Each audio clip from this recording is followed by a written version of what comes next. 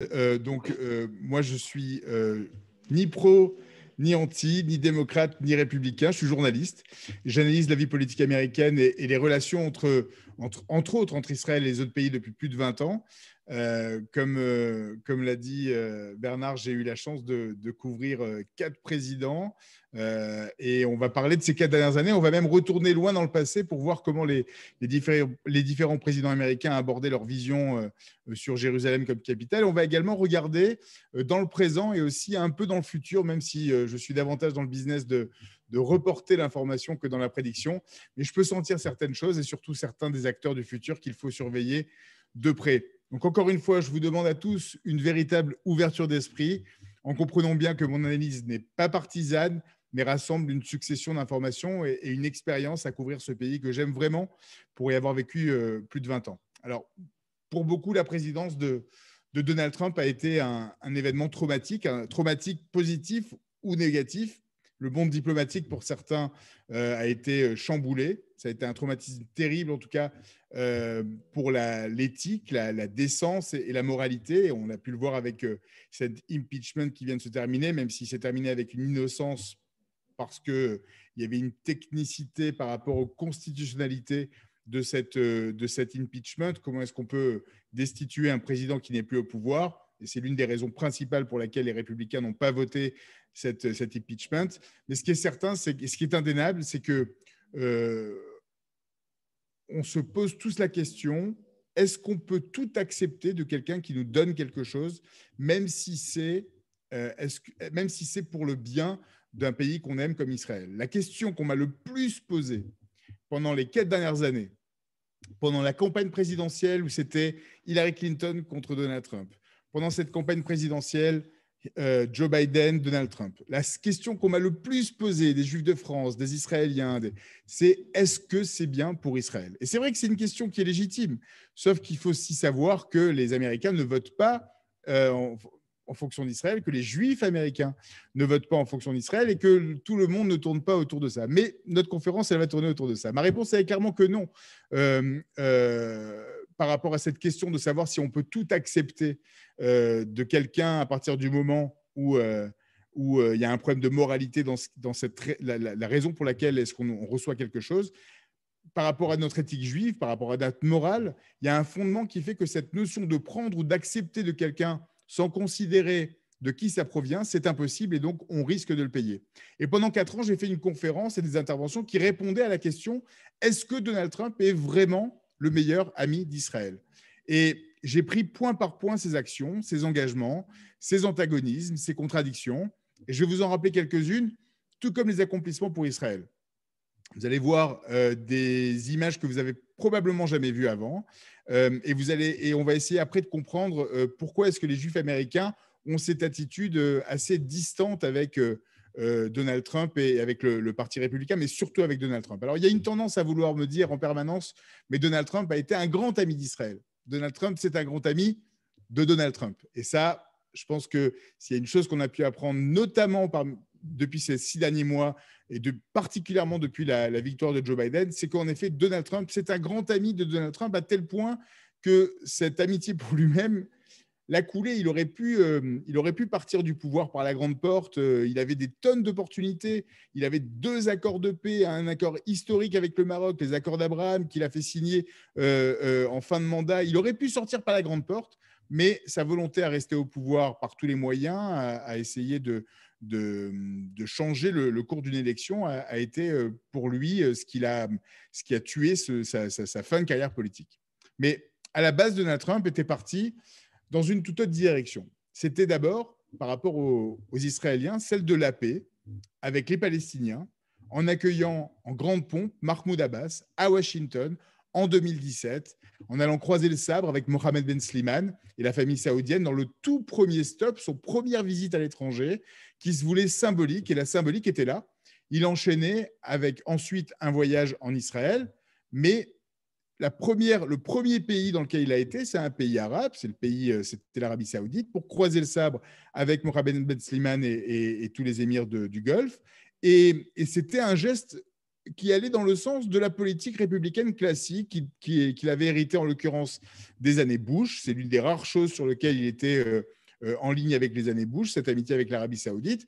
Et ensuite, il a enchaîné avec un voyage en Israël mémorable, mais tout aussi mémorable que le voyage de Bill Clinton et de Barack Obama en leur temps. George W. Bush, en pleine guerre du Golfe, n'avait pas eu droit à ce même genre de voyage dans la tranquillité, mais donc Trump est parti avec un agenda.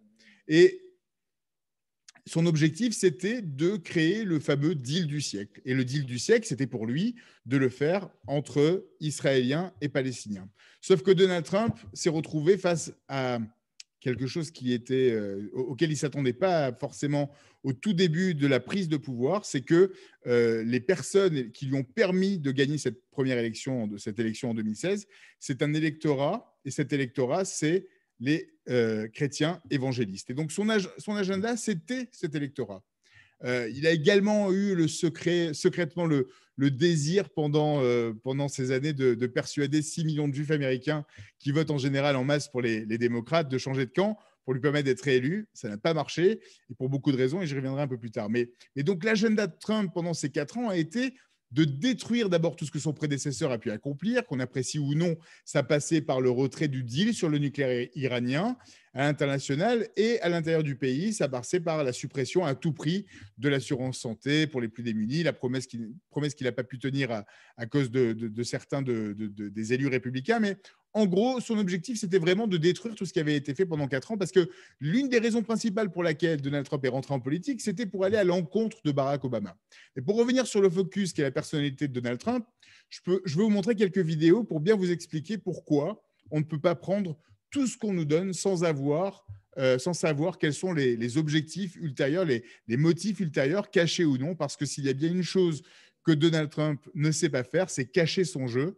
C'est un livre ouvert et il dévoile toutes ses cartes. Et sur son amour pour Israël, on va dire que son entourage chrétien évangéliste, celui de Mike Pence, donc son vice-président, a tout fait pour que l'agenda pro-israélien soit accompli au plus vite. Sans cet électorat, donc Trump n'aurait pas été élu. Sans cet électorat, il n'y a pas de mandat Trump.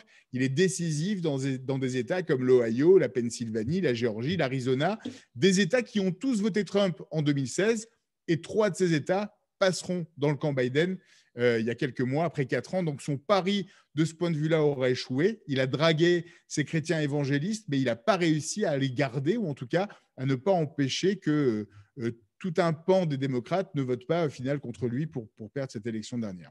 Je vais vous montrer une vidéo qui vous montre ce que représentent ces chrétiens évangélistes. Et je vais vous montrer, et je vais vous expliquer aussi après pourquoi visuellement, du point de vue de l'analyse de l'image, il s'est adressé notamment par rapport au déménagement de l'ambassade de Tel Aviv à Jérusalem, principalement aux chrétiens évangélistes et pas par amour pour Israël ou pour servir le vote juif américain. Donc, je vais vous montrer cette vidéo.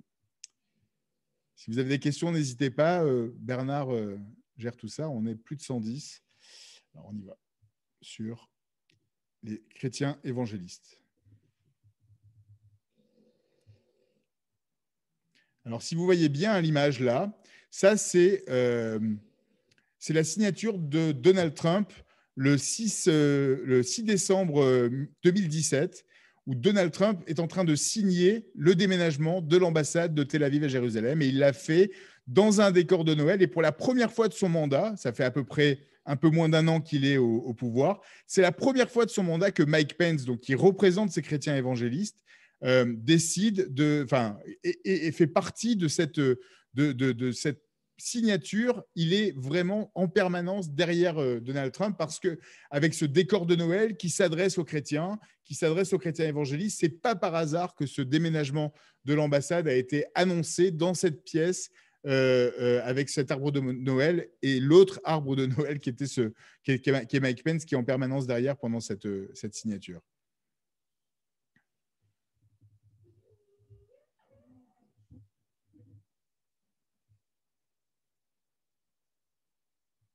Israel has been reborn as a country. Jews are returning back to the Holy Land after centuries of exile. That's exciting. And those are end time prophecies. If you're a believer in Jesus, you will go up. The rapture. The Jewish people, it's still a mystery how God's going to work all that. 2/3 of them are going to die. That 1/3 that's left at the end is going to finally come to the end of themselves. It's not going to be through a process of education. It's going to be through a process of a horrible Holocaust. Ce que vous venez de voir, qui peut choquer certains, ce sont les prophéties des chrétiens évangélistes que l'on entend tous les dimanches sur des chaînes qui rassemblent des millions de téléspectateurs sur les télés américaines. Ces vidéos que vous venez de voir, c'est moi qui les ai réunies, qui les ai rassemblées, qui les ai sélectionnées. Ce ne sont pas des fake news.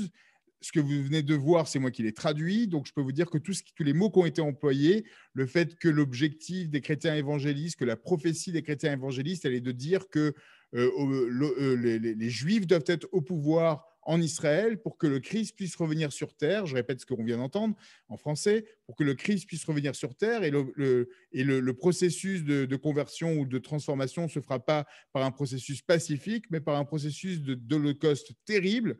Un tiers sera complètement annihilé, un tiers sera converti, et ceux qui restent, on ne sait pas encore comment ça va se passer pour eux. Mais en gros, l'objectif ouvert sur des vidéos annoncées, sur des scènes, dans des méga churches, des méga églises américaines, tous les dimanches, c'est de dire clairement que l'objectif, c'est que les Juifs soient au pouvoir en Israël. Donc c'est la prophétie des chrétiens évangélistes, et que pour que le Christ puisse revenir sur terre, la rapture, comme on dit en anglais, pour la fin des temps, il faut que les Juifs soient au pouvoir en Israël pour qu'on puisse les tuer pour une partie, les convertir pour l'autre.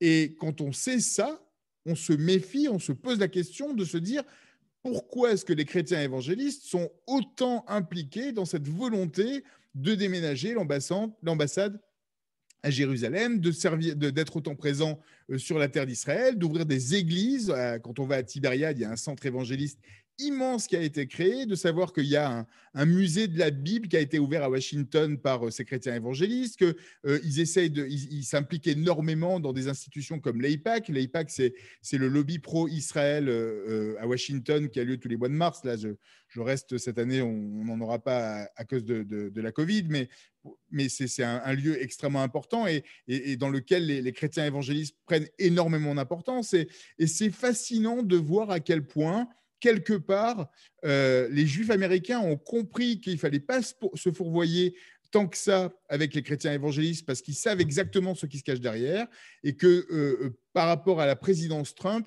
et à cette influence de Mike Pence sur les chrétiens évangélistes, on s'est quelque part fourvoyé, parce que c'est encore une fois la question que je posais: est-ce qu'on peut se permettre de recevoir un cadeau d'une personne sans se poser la question de qui il provient, même si ce cadeau nous fait énormément plaisir?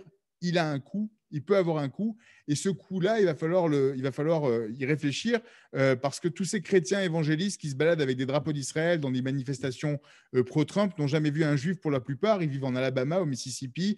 C'est pas des gens qui ont des amitiés pour les juifs américains. Les juifs américains, ils vivent dans 3 villes principalement. Ils vivent en Californie, à Los Angeles ou San Francisco. Ils vivent à New York, et ils vivent en Floride, à Miami ou Fort Lauderdale ou à Palm Beach pour leur retraite. Mais pour la plupart, cette Amérique de Trump, l'Amérique profonde de Trump, ne savent pas qui sont les Juifs, ne savent pas qui sont les Juifs et ne savent pas qui sont les Juifs américains, mais ils savent ce qu'est la prophétie de leur religion, ce qui est la prophétie des chrétiens évangélistes. Voilà. Donc ça, c'est la première image de Trump et la première vidéo de ces chrétiens évangélistes que je voulais mettre en avant. Et la deuxième que je voulais mettre en avant, c'est le mettre en parallèle par rapport à ce déménagement de l'ambassade de Tel Aviv à Jérusalem, qui en effet est arrivé extrêmement rapidement dans le mandat de Trump.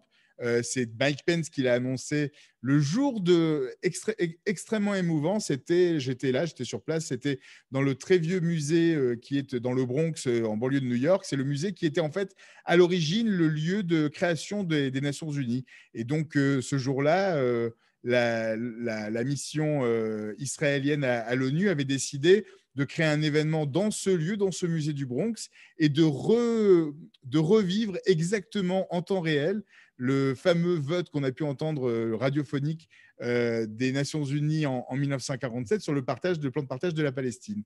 Et donc, on est en décembre, je crois le 12 décembre 2017. Pardon, on est le 23 novembre 2017, c'est le jour de cette date-là. Donc, 2 semaines avant l'annonce par Donald Trump du déménagement de l'ambassade de Tel Aviv à Jérusalem, et c'est Mike Pence qui est présent. Et donc, on entend toutes ces voix de l'époque nous dire yes, la France, yes, UK, abstention, Canada, abstention, United States, yes, pour le partage de la Palestine. Et donc, cette joie, ensuite, Radio Feu d'entendre les cris de joie dans les rues de Tel Aviv et de Jérusalem, parce que les gens sont tellement heureux de savoir que les Nations Unies, nouvellement créées, ont voté ce plan de partage, et que ça veut dire que un an plus tard, un peu moins d'un an plus tard, il va y avoir un État juif. Et donc ça, c'était vraiment incroyable de revivre ça. Et à la sortie de cette célébration, on entend Mike Pence faire une annonce qui n'était absolument pas prévue sur un événement qui était censé être un événement sans coup d'éclat, sans annonce. Et il est le premier à avoir cet avantage d'annoncer que Jérusalem va accueillir l'ambassade des États-Unis. Et il n'annonce pas la date. On ne sait pas encore que ça sera le 14 mai 2017, mais il annonce que ça va être très bientôt. Quelques semaines plus tard, Donald Trump fera cette cérémonie dont je viens de vous parler, avec le sapin de Noël derrière. Mais donc, s'il faut se féliciter de ce déménagement de l'ambassade, ce qui est important de savoir également, c'est que cette promesse de déménager l'ambassade de Tel Aviv à Jérusalem, c'est une promesse qui a été faite par tous les présidents américains avant lui, tous les présidents depuis au moins Bill Clinton. Et je vous ai fait une compilation de toutes ces promesses de campagne qui n'ont pas été tenues, mais qui ont été tenues en fait par Bill Clinton, parce que Bill Clinton a fait signer, c'est grâce à Bill Clinton qui a signé au Congrès cette loi qui allait déménager l'ambassade de Tel Aviv à Jérusalem. Mais cette loi a été ensuite décalée dans son application par période de 6 mois. Ça veut dire que tous les 6 mois, tous les présidents américains, pendant tout leur mandat, à chaque fois, donc 8 fois pour Bill Clinton, 8 fois pour Bush, 8 fois pour Obama, ont tous signé le report de cette loi qui devait normalement déménager l'ambassade de Tel Aviv à Jérusalem. Et je vous montre cette vidéo des anciens présidents.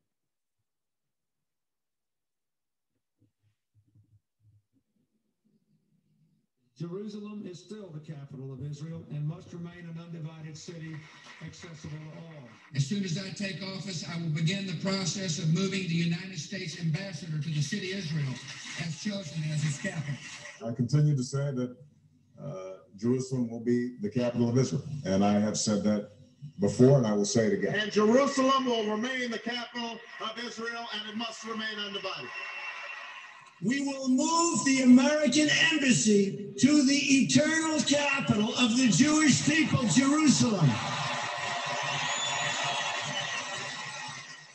I have determined that it is time. J'ai décidé qu'il était temps de reconnaître officiellement Jérusalem comme capitale d'Israël. Of Israel. J'ai estimé que cette décision était dans le meilleur intérêt des États-Unis d'Amérique et de la poursuite de la paix entre Israël et les Palestiniens. And the pursuit of peace between Israel and the Palestinians. C'est un pas qui aurait dû être franchi il y a longtemps pour faire avancer le processus de paix et pour travailler à un accord durable. Lasting agreement. C'est impressionnant de voir vraiment à quel point, dans le discours, déjà dès l'époque, les présidents disaient clairement un message comme celui de Barack Obama qui parle de capitale indivisible de l'État d'Israël. C'est un message sur lequel on ne s'imagine pas que ce puisse être le cas. Et pourtant, tous les présidents américains avant Donald Trump, depuis au moins Bill Clinton, avaient annoncé ce déménagement. Mais c'est vrai que Donald Trump a fait le pas, et que donc c'était un signe, c'était extrêmement significatif pour Israël, et que ça fait aussi partie du fait qu'il y a cette amitié entre Donald Trump et Benjamin Netanyahou qui a forcément aidé. C'était l'un des rares présidents.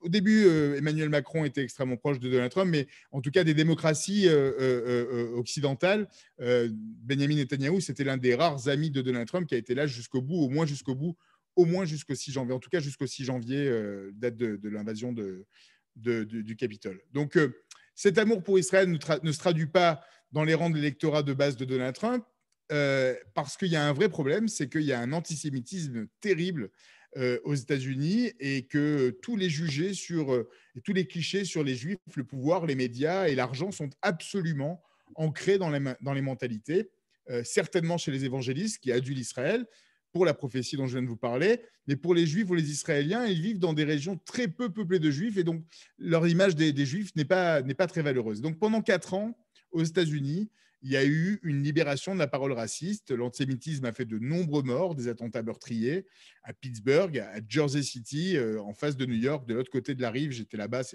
c'était terrible de voir ces actes antisémites horribles. Un rabbin qui a été attaqué chez lui pendant Hanouka il y a un peu plus d'1 an, upstate New York, des croix gammées dans des centres communautaires, un petit peu partout aux États-Unis, à Brooklyn, des synagogues, des Sefer Torah qui ont été brûlés. Bref, une vision noire de l'Amérique dont vous n'avez peut-être pas entendu parler. On est très obnubilé par rapport à ce qui se passe en France, par rapport à l'antisémitisme en France. Mais je peux vous dire que ces 4 dernières années, c'est les 4 années où on a vu le plus de Juifs morts aux États-Unis, particulièrement avec cette attaque en Californie et en Pennsylvanie, à Pittsburgh. Et malheureusement, ça ne s'est pas arrêté cette année avec la Covid. On a vu une évolution de l'antisémitisme nous rappeler ce qui s'est passé dans les années 30 ou même avant, au Moyen-Âge, où on parlait de Juifs qui empoisonnaient les puits des villageois pour pouvoir les tuer et manger le sang des bébés. Alors, 2 choses qui ont l'air absolument incroyables et hallucinantes en 2021. Cette histoire de sang des bébés, elle fait partie de la théorie de QAnon. QAnon, c'est un groupe conspirationniste américain qui a 2 élus aujourd'hui au Congrès, qui sont des supporters de Donald Trump, les gens qui ont été les instigateurs de cette attaque contre le Capitole le 6 janvier, portaient des drapeaux QAnon, des t-shirts antisémites en disant « Camp Auschwitz ». Il y a un t-shirt qui a fait des cartons sur certains sites de vente aux États-Unis avant qu'ils se rendent compte que c'était un message antisémite qui disait le travail rend libre en anglais, ou alors les initiales de le travail n'a pas été terminé. Tout ça, c'est une réalité de l'antisémitisme aux États-Unis.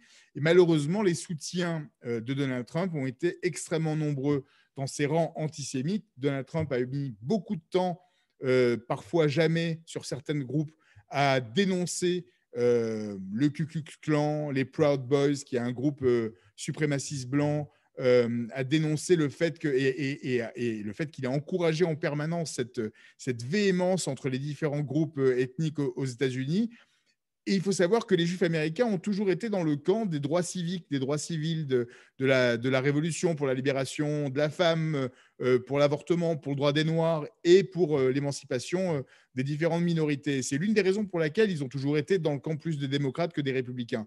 Mais ce qui est certain, c'est que la libération de la parole raciste qui a eu lieu pendant ces 4 années a fait des dégâts. Comme je vous le disais, il y a eu des attentats terribles aux États-Unis.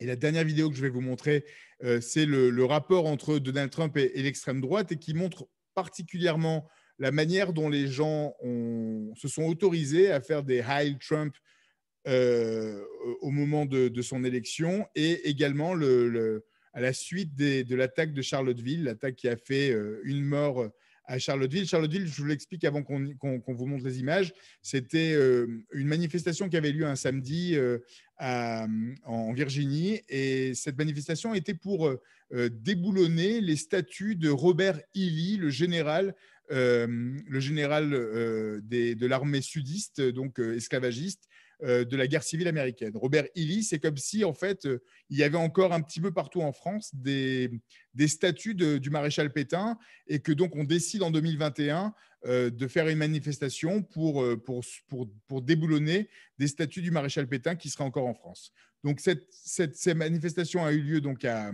Charlottesville, et la veille au soir et le lendemain matin, sur le campus de Virginia Tech, qui est de l'Université de Virginia, qui est à Charlottesville, il y a ces néo-nazis qui ont marché avec des torches en train de crier « Les Juifs ne prendront pas notre place, le sang et le sol ».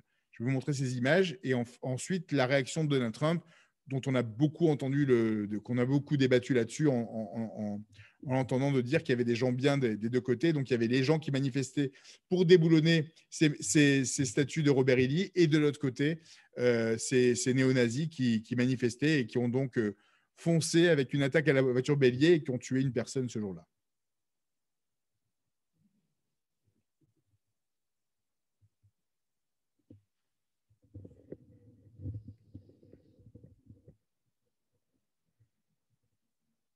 Hail Trump! Hail our people! Hail victory! Trump repeatedly deflected when asked to disavow former KKK leader David Duke. Last week, headstones were toppled at a Jewish cemetery in St. Louis, Missouri. Police are investigating a slew of bomb threats targeting Jewish community centers all across the country today. You know, I'm proud to have that German blood. There's no question about it. Great stuff. In February of last year, Trump was asked about former KKK leader David Duke. Will you unequivocally condemn David Duke and say that you don't want his vote or that of other white supremacists in this election? Well, just so you understand, I don't know anything about David Duke, okay? I don't know anything about what you're even talking about with white supremacy or white supremacists. The message of taking our country back, a dog whistle to many, was a constant on the campaign trail. We're going to take our country back, and it's going to be put very quickly on the right track. He tweeted out an anti-Semitic image of Hillary Clinton that was tied to an alt-right message board. His campaign claimed ignorance.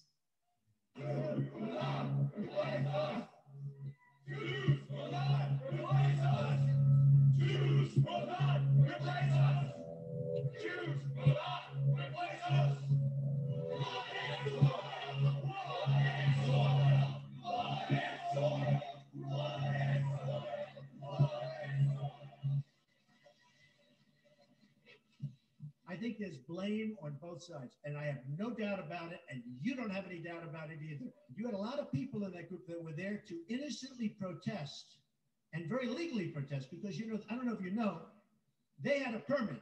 The other group didn't have a permit. So I only tell you this, there are two sides to a story.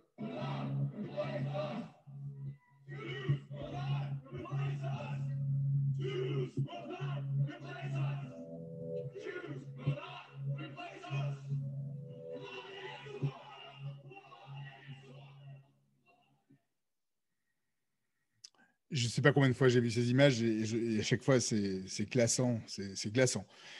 C'est glaçant parce que c'est l'Amérique de 2020 et qu'on les associe ou non à Donald Trump, c'est l'Amérique d'aujourd'hui, c'est une Amérique d'aujourd'hui et c'est cette Amérique d'aujourd'hui qui s'est permis de faire un assaut contre le Capitole le 6 janvier. C'est une Amérique d'aujourd'hui qui, depuis le 6 janvier, en plus, est beaucoup plus difficile à contrôler et à monitorer qu'elle ne l'était quand elle était encore disponible sur les réseaux sociaux classiques que sont YouTube, Facebook ou Twitter, parce que les réseaux sociaux, après avoir été extrêmement généreux à leur égard, puisqu'ils leur ont permis de proliférer et de progresser, d'avoir un nombre de followers énorme. Donald Trump a, selon moi, sauvé Twitter qui était en train de devenir has-been. Et donc, à partir du moment où on a utilisé, on leur a permis d'utiliser cette manière de communiquer pendant autant d'années de manière terrible, sans aucun contrôle, sans rien monitorer. C'est encore le cas aujourd'hui en France avec des tonnes de comptes antisémites qui continuent de proférer et de proliférer. Et donc, de supprimer complètement du jour au lendemain tous ces comptes-là, c'est positif quelque part, mais c'est extrêmement négatif parce que malheureusement, maintenant, ils sont dans des endroits qui continuent d'échanger sur la toile, mais on ne peut plus les contrôler, on ne peut plus les monitorer comme ce fut le cas pendant ces années-là.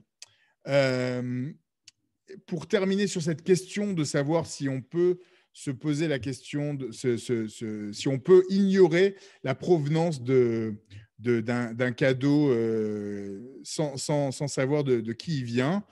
Donc, je parle clairement de cette amitié entre Israël et Donald Trump et les États-Unis et donc de vous montrer à quel point il faut faire attention à ces amis-là parce que ces amis-là ont des motifs ultérieurs et que ces amis-là ont des électeurs qui ne sont pas des électeurs qui nous veulent du bien et que fermer les yeux sur cet électorat, c'est donc quelque part les accepter et plus que les tolérer. Et dans le discours, Trump a toujours été dans une ambivalence extrême sur cette suprématie blanche. Et ce n'est pas parce qu'on a une fille, et souvent on me pose la question, on me dit « oui, mais sa fille est juive, son gendre est juif ».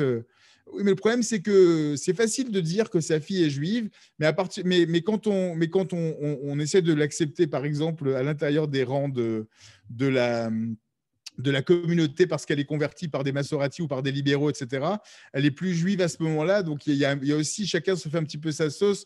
Donc, c'est un peu compliqué de ce point de vue-là. L'une de ses filles est mariée, en effet, est juive, est convertie, est mariée à Jared Kushner, mais une autre fille est mariée à un musulman libanais.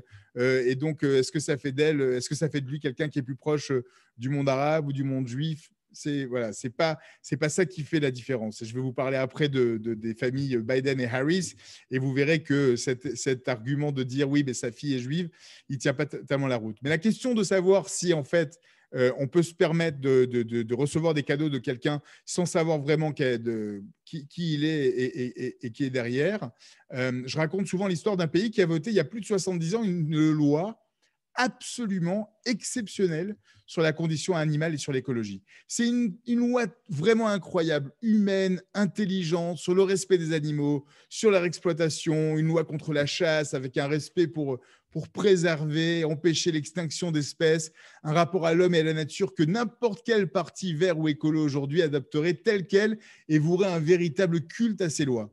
Ces lois de la protection de la nature et des animaux, elle a été votée sous le Troisième Reich, concerne les politiques environnementales mises en place en 1933 et de 1933 à 1945. Elle commence dès 1933 avec l'uniformisation des organisations des protections de l'environnement et après des lois promulguées en 1933 et 1945, le Reich Naturschutz.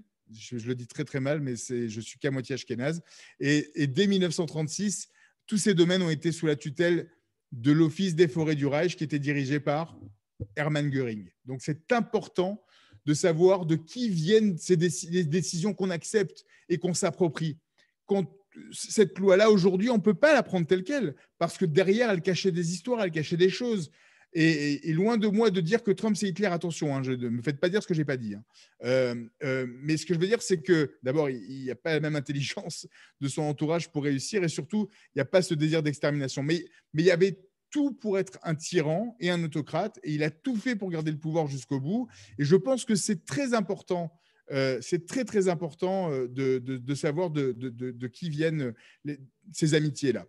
Je pense qu'on avait beaucoup de chance d'avoir des vrais amis d'Israël comme Jared Kushner ou David Friedman, l'ambassadeur des États-Unis en Israël, qui ont vraiment travaillé de manière incroyable pour vraiment créer une paix. Je pense que les accords d'Abraham sont une énorme chance pour Israël, que ce déménagement de l'ambassade qui, au final, restera parce que c'était quelque chose qui était antérieur à Donald Trump et qui était une loi qui avait été votée sous Clinton, acceptée sous Bush et sous Obama sans aucune équivoque et qui donc a été appliquée sous Donald Trump, ça ne changera rien.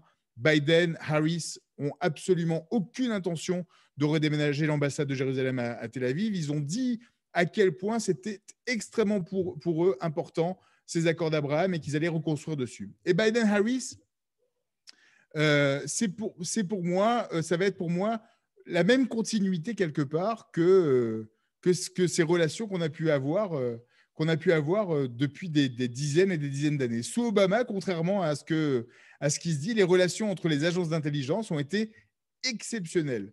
Les relations avec l'armée aussi, au point de financer, c'est sous Obama que le Dôme de fer a été financé avec des aides de 10 milliards de dollars sur 10 ans.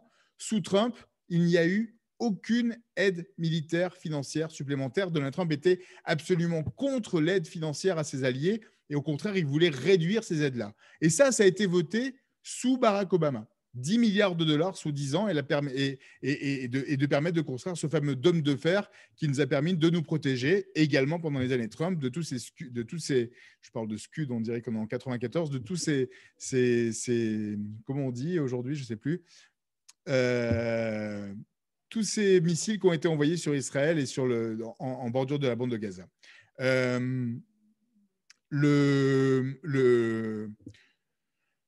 la coopération entre les équipes d'intelligence, des équipes de renseignement, entre les différents gouvernements, peu importe qui est au pouvoir, elle fonctionne et elle fonctionne même très bien. Sous Donald Trump, il y avait eu un problème au tout départ parce qu'il avait dévoilé des secrets que le Mossad avait divulgués, notamment sur des intelligences qui venaient de Russie. À partir de ce moment-là, le Mossad a été beaucoup plus frileux à dévoiler des informations directement à Donald Trump. Et d'ailleurs, de toute façon, les différentes agences d'intelligence, la CIA, le FBI, ont également pris du recul par rapport à Donald Trump parce que justement, ils ne voulaient pas qu'il y ait ce genre d'informations qui soient dévoilées. Mais ce qui est certain, c'est que on me parle énormément on me pose la question, on m'a même dit Kamala Harris, elle est pro-palestinienne. Kamala Harris, elle n'est pas pro-palestinienne. Joe Biden, il n'est pas pro-palestinien. Joe Biden, c'est quelqu'un qui a été au pouvoir pendant 47 ans, qui a travaillé avec Golda Meir, qui a eu des problèmes d'inimitié avec Menachem Begin, mais qui a eu, je ne sais pas combien, une quinzaine de voyages en Israël.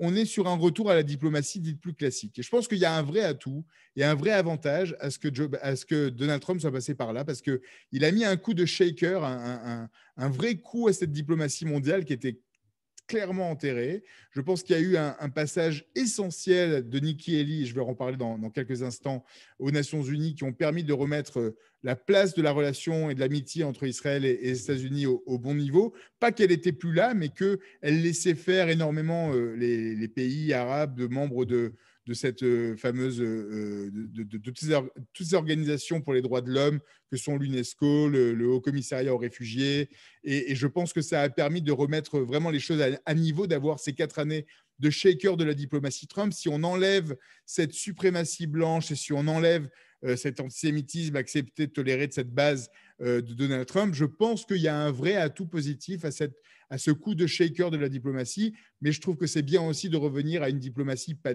classique ou à l'ancienne, mais qui va repartir sur les bases qui ont été bâties ces dernières années, mais qui permettent de rebâtir sur de la confiance des mots, la confiance des actes des différentes équipes. Et je crois que cette équipe qui est dirigée donc par Anthony Blinken, qui est un philosémite, qui est un francophone qui a étudié à Paris, qui est philosémite, qui est donc juif lui-même, qui est petit.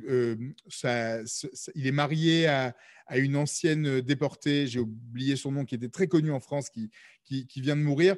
Et je pense que cette équipe-là est une équipe qui est très proche d'Israël, qui connaît bien les dossiers, qui n'a pas comme agenda de plaire à un électorat évangélique. Et donc, l'amour pour Israël est conditionné qui est donc conditionné par des prophéties douteuses. Mais donc, je pense que cette relation avec Israël sera une relation qui sera privilégiée et qui sera autant tournée vers le développement de nouvelles amitiés avec le Maroc, les pays du Golfe. On espère tous l'Arabie Saoudite. Je pense que c'est le seul problème sur lequel on va avoir avec l'administration Biden, c'est qu'il y aura moins de tolérance avec l'Arabie Saoudite. Mais je pense qu'on va continuer sur cette nouvelle alliance des pays du Golfe avec Israël, qui ont pour ennemi commun l'Iran, et que jamais de la vie, ni Biden, ni Blinken, ni Kamala Harris ne retourneront dans l'accord sur le nucléaire iranien tel quel. D'abord parce qu'ils n'en ont absolument pas la majorité. Aujourd'hui, pour retourner dans cet accord-là, il faudrait que les démocrates puissent revoter au Sénat cet accord-là. Or, il n'y a que 50 élus au Sénat qui sont démocrates. Et parmi ces élus-là, il y a au moins une dizaine qui refusent absolument de retourner dans le deal sur le nucléaire iranien s'il n'y a pas d'abord un changement énorme de la part des Iraniens, mais surtout si on n'y rajoute pas un conditionnement, notamment sur le programme balistique. Donc, de toute façon, il n'y a absolument aucune chance aujourd'hui telle qu'elle. Et Biden l'a confirmé encore une fois lors de son discours au secrétaire d'État sur la politique internationale. Blinken l'a confirmé à plusieurs reprises dans une interview notamment avec CNN il y a peu de temps. Et je pense que de point de vue de l'Iran, on est plutôt en sécurité avec cette administration qui est une administration centriste et qui a vraiment une volonté par rapport à l'Iran d'avoir une main beaucoup plus ferme que ce que pouvait l'avoir peut-être l'administration Obama dans le passé, même si je vous rappelle que pour rentrer sur les accords sur le nucléaire iranien, il a fallu que Hillary Clinton, qui était à l'époque secrétaire d'État, et Barack Obama, et Anthony Blinken, qui était numéro 2 du secrétaire d'État à l'époque, du State Department à l'époque. Ces gens-là avaient comme objectif, ont réussi à mettre les Iraniens à la table parce qu'ils ont resserré le robinet d'aide financière aux Iraniens de manière tellement extrême que les Iraniens n'avaient pas d'autre choix que de venir à la table des négociations. Si vous avez quelques questions avant que je conclue. David, on va te laisser terminer ta conférence, puis on va proposer à tous ceux qui le souhaitent vous avez un petit logo lever la main, de mettre un lever la main, et à ce moment-là, on donnera la parole à ceux qui le souhaiteront pour intervenir après, à la fin de ta conférence. Je peux faire aussi une petite synthèse. Je peux faire une petite synthèse de quelques questions qui sont passées, si vous voulez déjà. Enfin, je veux bien. Après l'intervention de David ou avant, c'est comme tu veux. Alors, je voudrais juste. Oui, je peux conclure rapidement, mais parce que je voudrais juste, parce que je sais qu'il y a une question qu'on me pose souvent, c'est de savoir pourquoi est-ce que Joe Biden n'a toujours pas téléphoné à Donald Trump. Est-ce que vous me voyez synchroniser le micro et le son là? Absolument, oui. Enfin, moi, oui, en tout cas. Okay. Donc, je sais qu'on me pose souvent la question pourquoi est-ce que Joe Biden n'a toujours pas téléphoné à Donald Trump. Et c'est vrai que Joe Biden n'a toujours pas téléphoné au Premier ministre israélien. On est à 24 jours après sa prise de fonction. C'est assez inhabituel. Il faut d'abord préciser qu'ils se sont déjà parlé. Joe Biden a eu Benjamin Netanyahou juste quelques jours après sa victoire en novembre. C'est l'un des premiers chefs d'État qui a parlé au président élu à l'époque. Mais c'est vrai qu'il n'y a pas eu de communication depuis. C'est vrai, par contre, que les différents ministres des Affaires étrangères, qui est Benny Gantz, également Anthony Blinken, ont communiqué et se sont parlé. Donc, au niveau inférieur, tout le monde se parle d'une manière assez fréquente. Mais il y a clairement un message à lire dans cette histoire. Certaines amitiés ont des conséquences et l'amitié d'amis irréductibles que Netanyahou a proféré à Donald Trump jusqu'au bout, presque jusqu'au bout, comme je vous le disais, jusqu'à l'attaque du 6 janvier, ça se paye quelque part. Et donc, c'est vrai que aujourd'hui, on est dans une situation où le fait que Biden n'ait pas encore appelé Bibi, c'est clairement un message par rapport au fait que c'était le meilleur ami de Donald Trump. Mais aussi, il ne faut pas l'oublier, on est le 14 février, dans 9 jours, on vote ici en Israël, et c'est normal qu'un chef d'État étranger ne s'immisce pas à l'intérieur d'une élection présidentielle, pardon, je dis dans 9 jours, non, dans 1 mois et 9 jours, le 23 mars, et c'est vrai qu'on est dans une situation où Biden ne veut pas s'immiscer dans cette élection de la même manière que Donald Trump s'était complètement immiscé dans la campagne de Netanyahou sur les 3 dernières élections qui ont eu lieu dans les 2 dernières années, en faisant le déménagement de l'ambassade à Jérusalem, en reconnaissant la souveraineté d'Israël sur le Golan et en promettant, sans promettre vraiment, qu'ils allaient peut-être accepter si Israël déclarait une souveraineté sur la vallée du Jourdain. Donc, on était dans une situation électoraliste de la part de Donald Trump à l'égard de Benjamin Netanyahou, auquel on n'assistera forcément pas avec Joe Biden, mais bon, parce que aussi il y a cette élection-là et que Biden ne sait pas s'il va devoir travailler avec Gideon Sa'ar, avec Benjamin Netanyahou ou avec Yair Lapid. On ne sait pas, personne ne sait aujourd'hui qui sera Premier ministre, même s'il y a de fortes chances pour que, comme pour la Coupe du Monde, c'est 15 équipes qui se réunissent et qu'à la fin, c'est l'Allemagne qui gagne. Donc, c'est probablement Bibi qui risque de gagner encore une fois. Mais c'est vrai que de ce point de vue-là, il y a une vraie question. Et comme les élections ont des conséquences, les amitiés aussi, et tout ce que Trump a pu dire sur Biden et Obama dans le passé, les inimitiés entre Netanyahou et Obama n'ont de secret pour personne. Tout cela a donc des conséquences et je pense surtout que Biden a d'autres priorités. Il les a exprimées lors de son discours de politique étrangère au département d'État et c'est vrai que pas une seule fois le mot Israël n'a été prononcé, mais il n'a pas non plus exprimé le mot Iran. C'était surtout dirigé vers la crise contre le Yémen et sur la Russie. Donc clairement, il y a dans ses priorités la lutte pour la pandémie, le retour à une économie florissante aux États-Unis parce que c'est vraiment pas glorieux en ce moment. Mais ce qui est drôle à regarder, c'est de voir tout ce qui se passe autour de ça. Et il y a un tweet, et moi je trouve que c'est génial. On parle de ce coup de fil-là. Il y a un tweet que moi j'ai trouvé, 2 tweets que j'ai trouvé excellents. Celui de Danny Danon, l'ancien ambassadeur d'Israël à l'ONU, qui est un proche de Netanyahou, qui a tweeté en direction de Joe Biden la liste des dirigeants des pays que le président américain a eu au téléphone. Il a posé la question, ne serait-il pas le moment d'appeler le leader d'Israël, l'allié le plus proche des États-Unis? Et il a indiqué le numéro de téléphone du Premier ministre. Et il a cité tous les pays qui avaient déjà eu Biden au téléphone, le Canada, la Russie, le Japon, etc. Et donc, il a mis ce texte-là en disant peut-être qu'il serait temps de téléphoner à l'allié le plus proche des États-Unis. C'était fait quelque part avec humour, même s'il ne faut pas oublier que Dane Danion a clairement des ambitions de Premier ministre dans le futur, donc il se positionne par rapport là-dessus.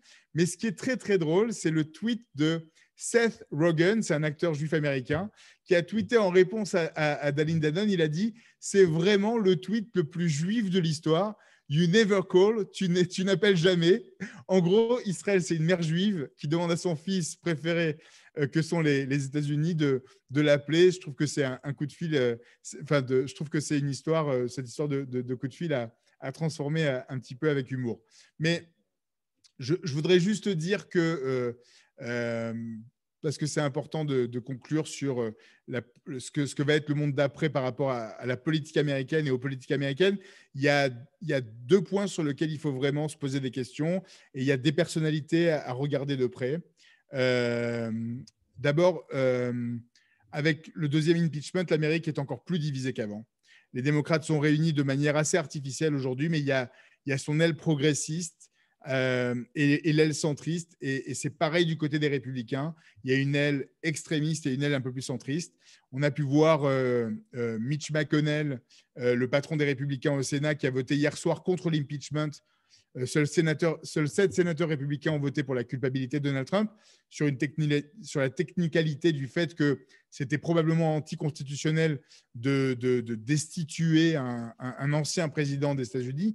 Mais le discours de Mitch McConnell hier soir, après le vote, était d'un anti-Trumpisme absolument hallucinant, où il disait en permanence il est coupable, il est responsable de l'insurrection contre le Capitole. Donc, il se sépare complètement de Trump parce qu'il ne faut pas oublier que cette élite républicaine n'a jamais été pro-Trump. Elle a utilisé Trump pour pouvoir faire nommer des juges à la Cour suprême, pour nommer des juges dans les cours fédérales, les cours inférieures. Plus de 300 juges républicains et conservateurs ont été nommés aux États-Unis pendant les années Trump. Et ça, c'est la vraie victoire des républicains pendant ces 4 dernières années. Et donc, mais ce qui est important de savoir, c'est que ces sénateurs, ces élus républicains ne sont pas des Trumpistes. La base électoraliste est très, très, très proche de Trump. Ça aurait été un suicide électoral de leur part de voter l'impeachment de Donald Trump parce qu'ils se seraient mis à dos tout cet électorat pro-Trump. Mais donc, ils ont pu le dire après dans les plateaux télé pour essayer de se redonner une image. Et c'est exactement ce qu'a fait également Nikki Haley, dont je vais vous parler pour terminer. Mais ce que je vais vous parler dans ce monde d'après, c'est ce monde d'après chez les républicains. Donc, vous l'avez compris, les Trumpistes ne seront plus en tout cas en avant par les élus américains qui aujourd'hui n'ont plus besoin de Donald Trump et veulent se séparer le plus possible d'eux et voire se mettre de côté tout cet électorat antisémite. Pas les évangélistes, attention, les évangélistes, ils sont là pour rester. Mais toute ce pan suprémacistes, ils veulent s'en séparer le plus possible pour redevenir un parti conservateur et pas un parti d'extrême droite nationaliste, ce qu'il était devenu sous Donald Trump. Chez les démocrates, aujourd'hui, il n'y a pas de danger avec Kamala Harris et Joe Biden. Je vous rappelle que Joe Biden a 3 enfants, 2 garçons et une fille, que les 3 sont mariés à des juifs. Donc, tous les petits-enfants de Joe Biden sont juifs. Pour ceux qui voulaient mettre en avant le fait que Donald Trump avait une fille juive, lui, il a tous ses petits-enfants qui sont juifs. C'est la même chose chez Kamala Harris, qui est mariée au premier second gentleman pour être en fait on parle de second lady pour la femme du vice-président, on parle de second gentleman pour le mari de la nouvelle vice-présidente des États-Unis. Lui est un juif américain, un avocat qui a des enfants. C'est quelqu'un qui est extrêmement ancré dans la tradition juive. Kamala Harris dit que sa fête préférée, c'est Hanouka, et ses enfants d'adoption l'appellent Mamala, qui veut dire maman en yiddish, et donc elle baigne dans ce monde juif, et elle vit en Californie, dans Los Angeles, qui est une ville extrêmement juive, avant de déménager à Washington. Mais ça, c'est pour ces démocrates qui sont au pouvoir.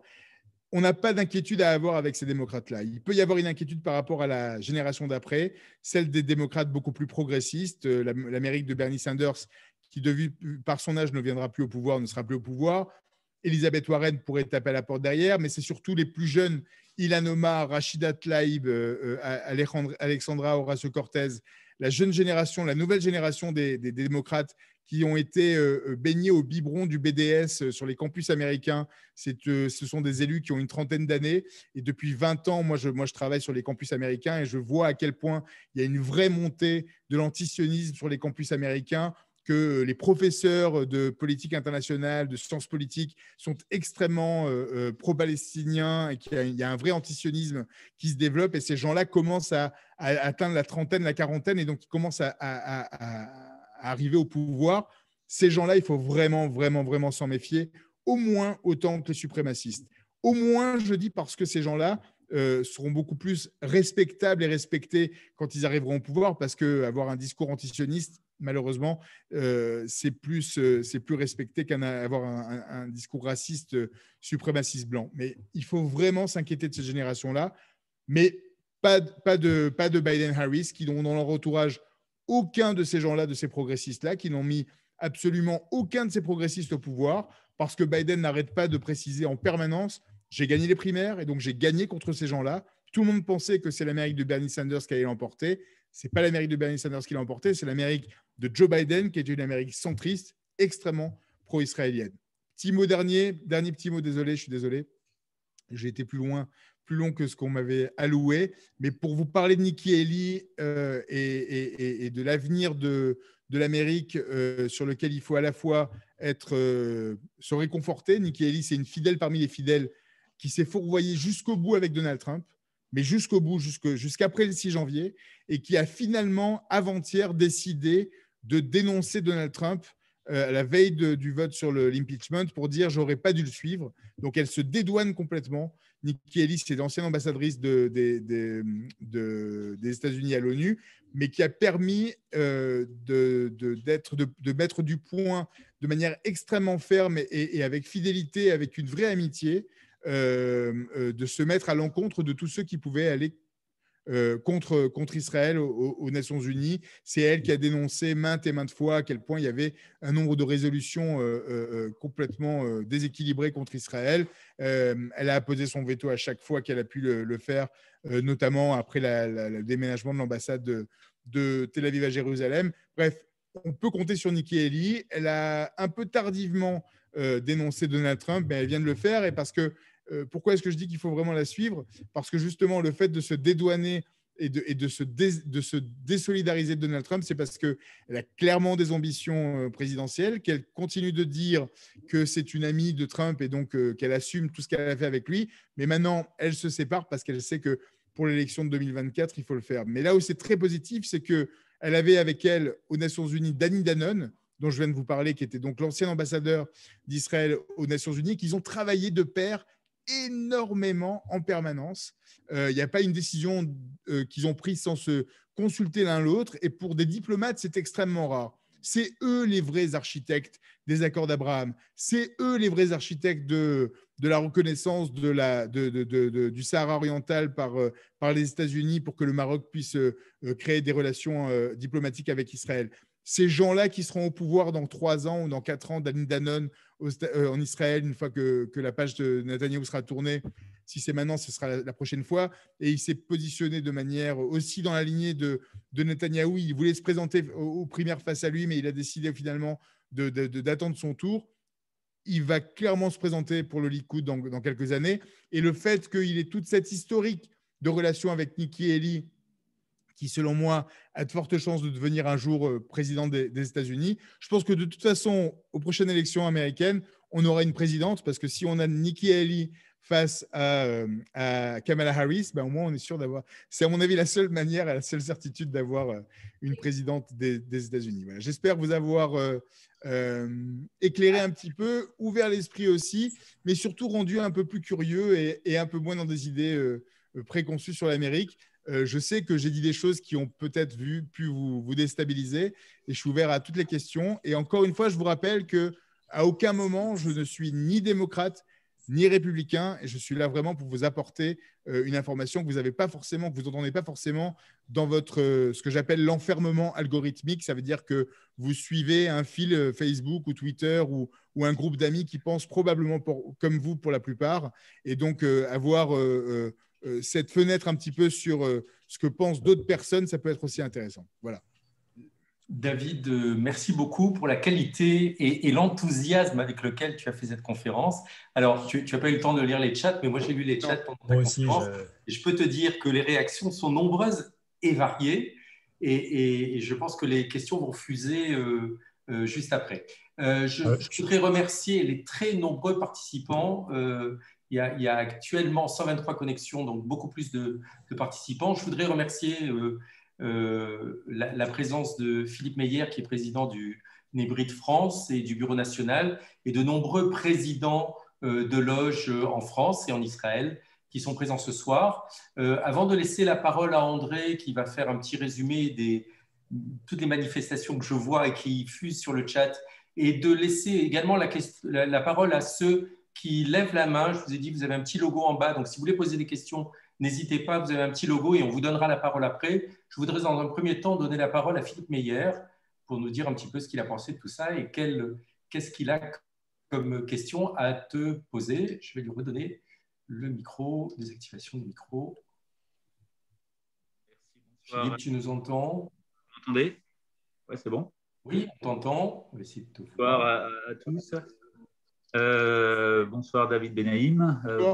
À Bernard et à tous nos amis présents avec nous ce soir.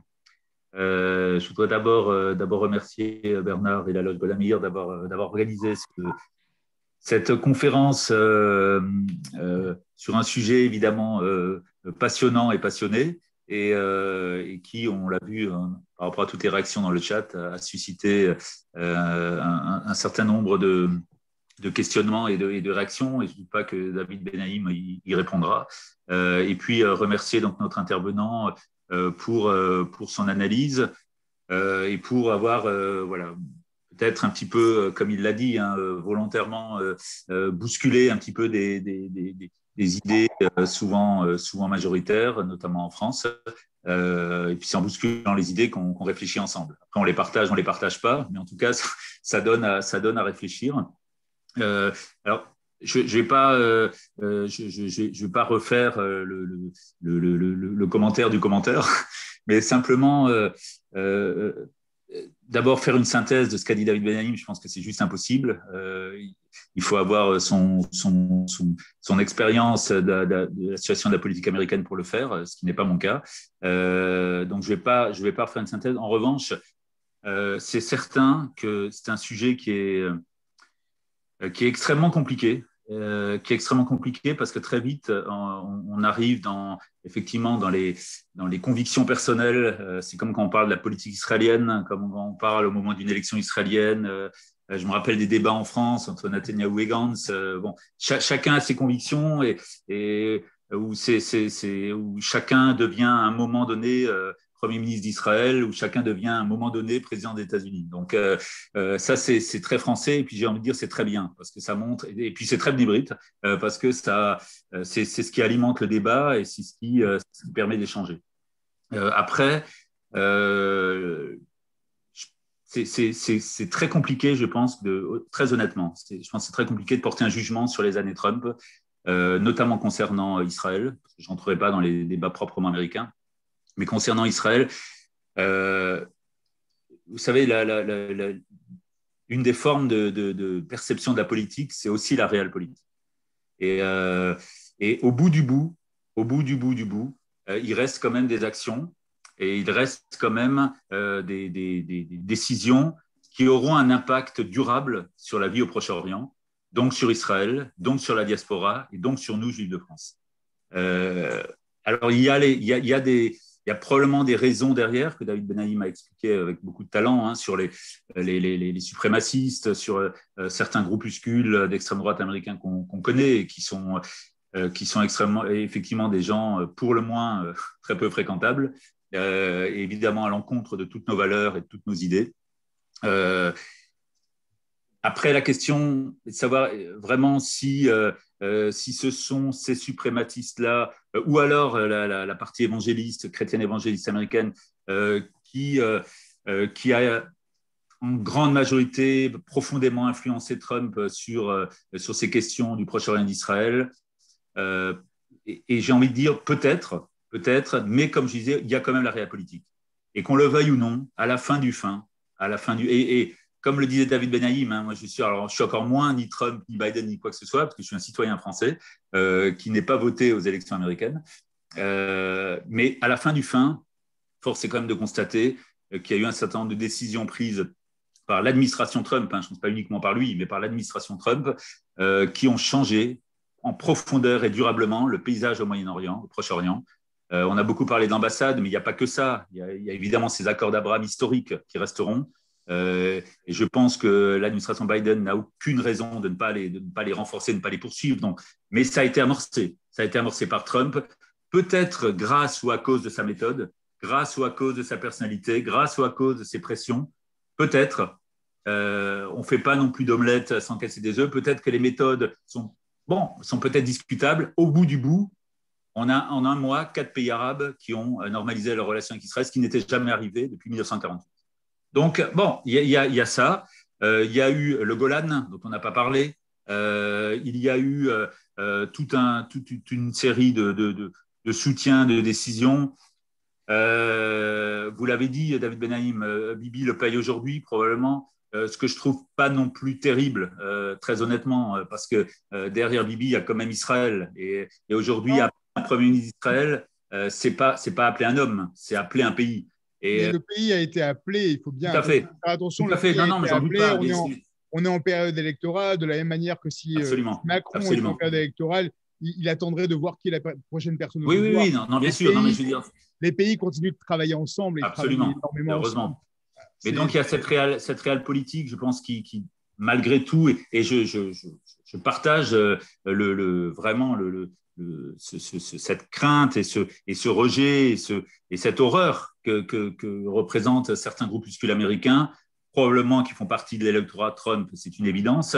Est-ce qu'ils en sont une partie majoritaire? Évidemment que non. Sur les 74 millions de personnes qui ont voté Donald Trump, on n'a pas 74 millions de néo-nazis non plus. Mais indépendamment de ça, il y a aussi, on le sait, vous l'avez très justement dit, David Benaïm, du côté démocrate, puisqu'on parle quelque part de groupuscules qui se baladent dans un électorat. On a aussi des groupuscules dans l'électorat démocrate liés, certes, plus à Sanders qu'à Biden, et qui, au final, ont très probablement voté Biden contre Trump, d'anti-sionistes profonds, comme on l'avait vu avec l'ancien Premier ministre britannique, qui vient un petit peu de la même mouvance, Corbyn. Et on a surtout ce que vous avez évoqué, c'est-à-dire cette mouvance BDS au sein des campus universitaires américains et même au-delà. On sait que certains élus démocrates, je pense notamment à ces 2 élus femmes démocrates, donc qui ont défrayé la chronique avec des positions anti-israéliennes, farouches, militantes et j'ai envie de dire violentes, que le Parti démocrate d'ailleurs a dû calmer parce que ça se passait un petit peu pendant la campagne et ça commençait à donner une image antisioniste au Parti démocrate qui pouvait poser problème également. Et c'est minoritaire, mais comme… Non seulement c'est minoritaire, mais en plus, il faut bien se rendre compte que c'est comme si je parlais du député du Poitou. C'est-à-dire que ce sont des personnes qui sont complètement isolées. C'est une sur 600 personnes ou 2 ou 3 personnes sur 600 personnes. Donc, on leur donne un porte-voix et il faut faire attention et il faut juste savoir que voilà, on pensait tous que cette Amérique progressiste, dite progressiste d'extrême gauche, faut être très, très honnête, même si l'extrême gauche américaine, ça reste du macronisme, mais on est quand même dans une situation aux États-Unis où on se rend compte au final que ces progressistes-là ont perdu la primaire démocrate et ils l'ont perdu terriblement. C'est-à-dire qu'ils n'ont vraiment pas du tout fait de percée tel qu'on pensait que Bernie Sanders allait le faire. Donc, c'est pour ça que je le mets de recul. Mais je dis je comprends. C'est 2 qu'il faut se méfier dans 10 ans. Et voilà. Et juste pour revenir, et pour répondre à ce que vous étiez en train de dire par rapport à cette histoire de Donald Trump, et je ne cesse de dire que oui, on a pris et on prend tout ce qu'on a pu prendre, il n'y a aucun problème, mais que ça risque de se payer. Je ne pense pas que ce soit Bibi qui le paye par ce coup de fil. C'est pour ça que je l'ai tourné avec humour avec cette histoire de coup de téléphone de « tu appelles jamais ». C'est où tu appelles jamais. Mais parce qu'en fait, au final, il s'appelle tout le temps. Mais il ne faut pas non plus se penser et continuer de penser que ces 4 années Trump étaient bien meilleures pour Israël que n'avaient été les 20 dernières années par rapport à Israël. C'est se mentir à soi-même. Parce que les 8 années d'Obama ont permis de financer le dôme de fer et de protéger et de développer des relations entre les agences d'intelligence et les agences de renseignement et d'avoir ce dôme de fer-là que Donald Trump n'aurait jamais financé parce qu'il a coupé les ponts avec l'OTAN, qu'il a voulu couper de manière militaire avec tous les soldats qui étaient en Allemagne, en Corée du Sud, il a voulu supprimer tout. Donc, il avait une vraie volonté de l'Amérique d'abord, de nationalisme local. Et si en plus, ça lui permettait d'avoir des voix, cette amitié avec Israël, qu'il a fait de manière électoraliste, on a pris. Mais il faut savoir avec qui on l'a fait. C'est la seule raison, et si je dois synthétiser ma conférence, c'est là-dessus. C'est de se dire absolument tout ce qui a été donné à Israël, c'est génial. Mais ça a été fait par Friedman, Jared Kushner, Danny Danon, Nikki Haley. Donald Trump, il n'a pas cette intelligence-là. Ce n'était pas une intelligence, c'était une intelligence électoraliste. Et donc, quand on se sépare de Donald Trump, on se sépare d'un boulet suprémaciste, chrétien évangéliste, dans lequel on ne veut pas rester trop longtemps en amitié. Mais ça n'empêche pas de dire, en effet, les accords d'Abraham, la reconnaissance sur le plateau du Golan, le déménagement de l'ambassade, ce sont des choses exceptionnelles. Après, il ne faut pas oublier, les accords d'Abraham, c'est exceptionnel, mais ce n'est pas les accords avec la Jordanie, avec l'Égypte. On n'était pas en guerre contre ces pays-là. C'est-à-dire qu'on ne peut pas dire de la même manière, on n'a pas fait la paix, on a régularisé, on a normalisé avec des pays avec qui on n'a pas une ambassade. Ce n'est pas la même chose. Le Maroc, c'est un pas qui, à mon avis, très intéressant, beaucoup plus intéressant, mais le problème, c'est que ce n'est pas une paix qui a été faite de la même manière que la paix avec la Jordanie ou l'Égypte. Ce ne sont pas des faits qui ont été faits auprès des populations et qu'aujourd'hui, il y a une vraie virulence verbale et émotionnelle contre les Israéliens quand on se balade au Caire ou quand on va en Jordanie. Je pense qu'il y a un travail énorme à faire avec les Marocains, par exemple. Et quand on se balade à Dubaï, et tous les gens qui ont été à Dubaï que je connais autour de moi me disent « Oui, mais je n'ai pas vu un seul Dubaïote, quoi. Il n'y a personne. Il y a des Philippins. Donc, on a fait la paix avec Dubaï, quoi. » Mais voilà. Ce que je veux dire, c'est qu'on n'a pas fait la paix avec des pays avec lesquels on était en guerre. Oui. Alors, juste pour réagir là-dessus, très honnêtement, je ne partage pas trop ce point de vue. Après, c'est ça le débat. Hein. Mais je ne partage pas ce point de vue. D'abord parce que les pays qui ont normalisé, certes, ils n'étaient pas en guerre, mais les pays qui ont normalisé, je pense notamment aux Émirats ou Bahreïn, et a fortiori le Maroc, et on ne parle même pas du Soudan. Il n'y a pas eu de normalisation avec le Soudan. En tout cas, c'est juste pour finir, ces pays-là, enfin, c'est d'abord des pays qui, dans la péninsule arabique et dans le Moyen-Orient, ont un rôle extrêmement important, et on sait que derrière, ça n'a pu se faire qu'avec la bénédiction de l'Arabie saoudite, et ce qui est également extrêmement important.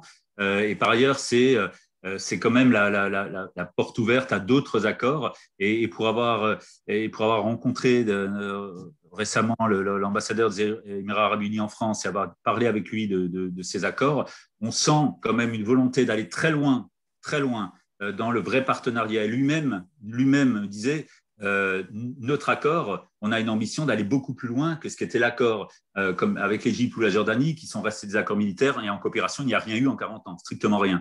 Donc là, il y a une volonté d'aller beaucoup plus loin dans la vraie coopération. Donc, je ferme la parenthèse sur ces accords. Mais en tout cas, moi, pour conclure mon intervention, je voulais juste dire qu'effectivement, je ne rentre pas du tout dans le débat intérieur politique américain. Je pense qu'effectivement, dans tous les camps, que ce soit démocrates, républicains, comme en France, gauche-droite, dans tous les camps, par rapport à Israël, il y a des vrais amis, et dans tous les camps, il y a des vrais ennemis.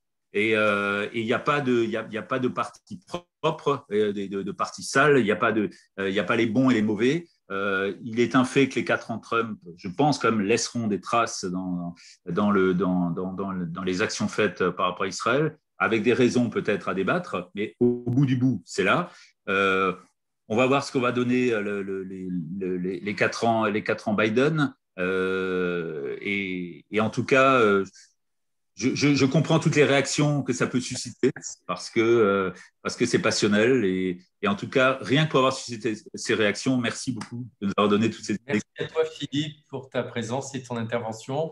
Je vais laisser la parole à André qui va nous faire un petit, je ne sais pas si on peut faire un résumé du chat et des interventions qu'il y a eu durant toute la conférence. Alors, effectivement, je vais essayer un petit peu de résumer un petit peu les grandes tendances. En fait, ce que j'ai noté, c'est que tu as beaucoup parlé, David, de l'antisémitisme qu'on voyait à l'extrême, enfin à la droite, hein, c'est-à-dire dans le camp Trump, mais tu n'as pas beaucoup parlé des 3 sénatrices qui sont pro-palestiniennes, antisémites, et quid également dans les universités où il y a un courant d'extrême gauche qui est extrêmement antisémite aux États-Unis. Voilà, est-ce que tu pourrais en dire quelques mots?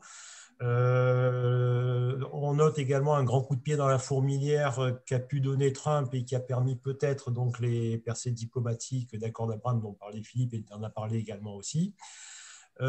Quid surtout de l'Iran, lorsque l'on sait qu'un Robert Malley, qui est Monsieur Iran, a été nommé dans l'équipe de Trump, et est-ce qu'on ne va pas retourner un petit peu à l'époque Obama, qui a été quand même bien faible et qui n'a pas fait d'intervention en Syrie et qui a été responsable donc des accords de l'Iran.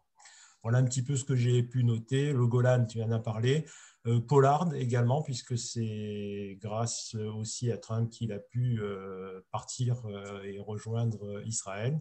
Voilà un petit peu les grandes tendances que j'ai notées, mais ensuite il y aura bien sûr les questions directement des personnes qui ont assisté à la conférence. Alors, moi, j'ai voulu parler du monde d'après. C'est le sujet, le monde d'après, mais j'étais obligé de parler du monde d'avant pour pouvoir bien établir ce qui va se passer ou ce qui pourrait se passer. Et en fait, j'étais obligé de rentrer dans cette histoire-là en disant clairement que on vient de passer 4 ans qui nous semblent être une lune de miel entre Israël et les États-Unis, mais qui en fait cache derrière un électorat dangereux, aussi bien suprématiste qu'antisémite, qu'évangéliste. Et donc, je voulais absolument qu'on ne perde pas de vue que Donald Trump, derrière lui, il y avait Steve Bannon et Rush Limbaugh et toute cette extrême droite qu'il a mis au pouvoir. Et donc, c'est pour ça que je voulais vraiment mettre le doigt dessus, parce qu'on n'en parle jamais. Parce que justement, quand on va parler avec les juifs francophones et qu'à chaque fois que j'entends des gens venir vers moi, on n'arrête pas de me dire Trump, il est exceptionnel pour Israël. Oui. Je voulais vraiment mettre en avant cette histoire-là. Mais j'ai parlé, et je précise, et je continue de préciser, que les campus américains sont infectés d'idéologies antisionistes qui profèrent à l'intérieur des campus, dans les amphithéâtres, avec toute une génération d'étudiants américains qui sont complètement embrigadés dans cette manière de penser que les Juifs ne sont pas indigènes d'Israël, et que nous, on a toute une démarche à avoir entre Juifs qui sont très mal éduqués sur qu'est-ce que c'est que d'être Juif, sur notre attache à cette terre-là, sur le fait que être Juif, c'est être indigène d'Israël, que notre nation, c'est la nation juive, qu'on peut être citoyen français, citoyen américain, mais qu'on a une attache particulière à cette terre et que nous ne sommes pas des colonisateurs, et que tout ce discours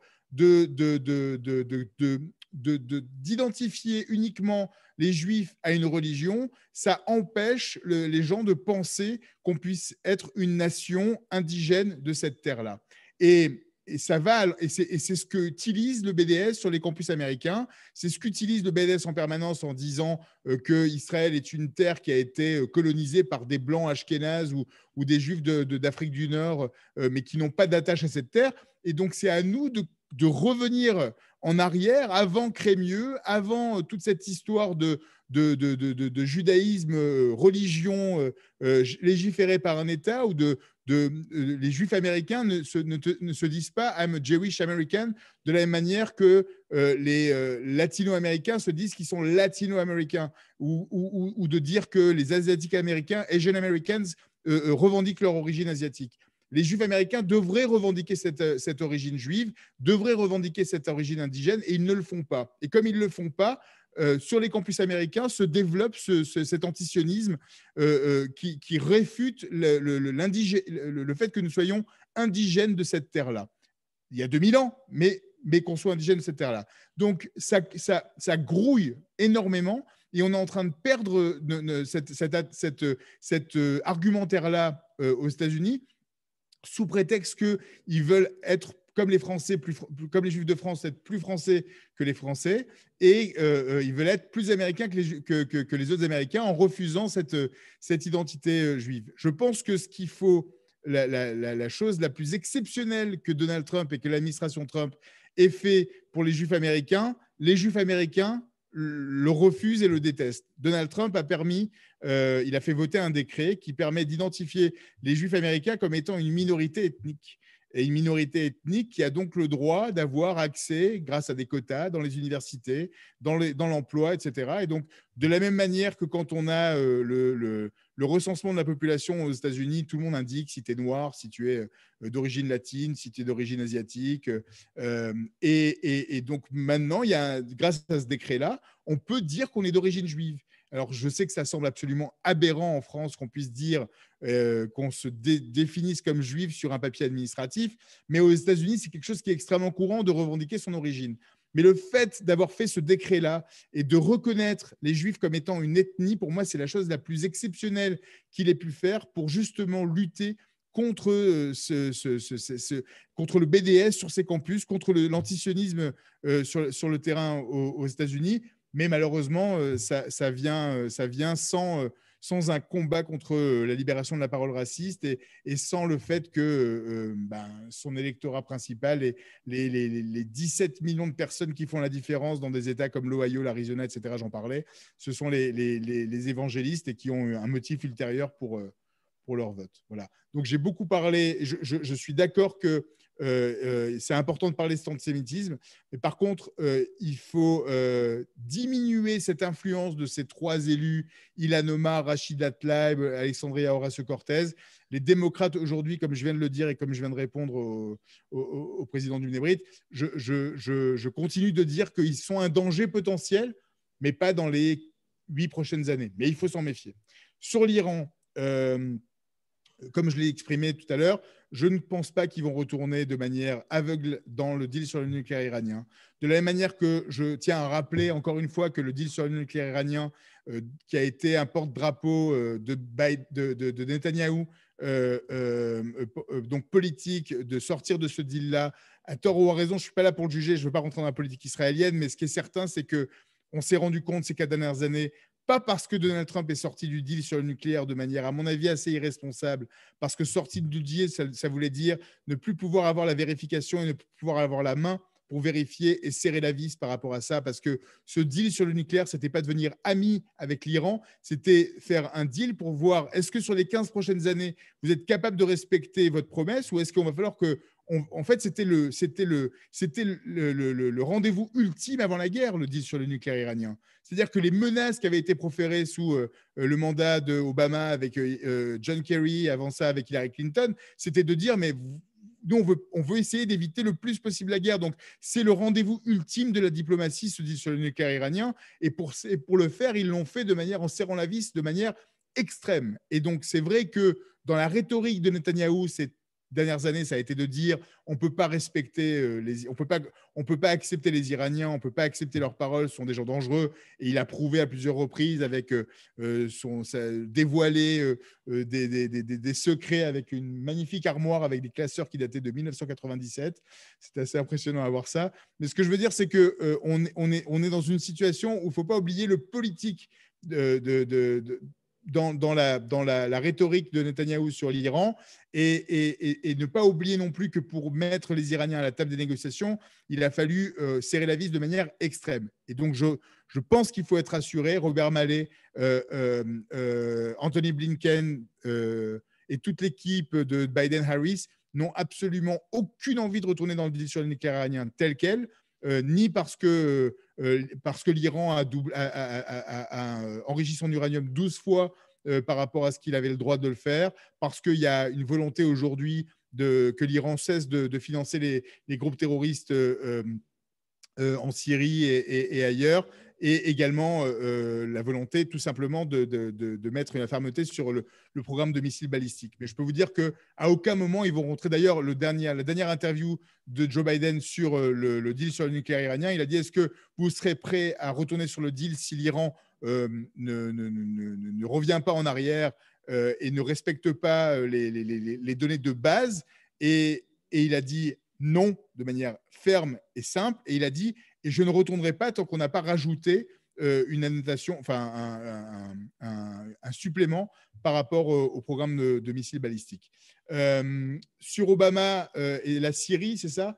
La question était de savoir si la faiblesse d'Obama par rapport à la Syrie et l'Iran, puisqu'il y a eu les accords signés. Enfin, surtout je pense que le problème d'Obama, c'est qu'il a été les yeux fermés en Libye et qu'il a vraiment fait une erreur grave dans sa politique d'attaque sur la Libye et qu'il s'est retrouvé dans une situation qu'il n'a plus du tout maîtrisée et où il pensait, particulièrement sous l'impulsion de Nicolas Sarkozy à l'époque, faire une guerre qui avait du sens.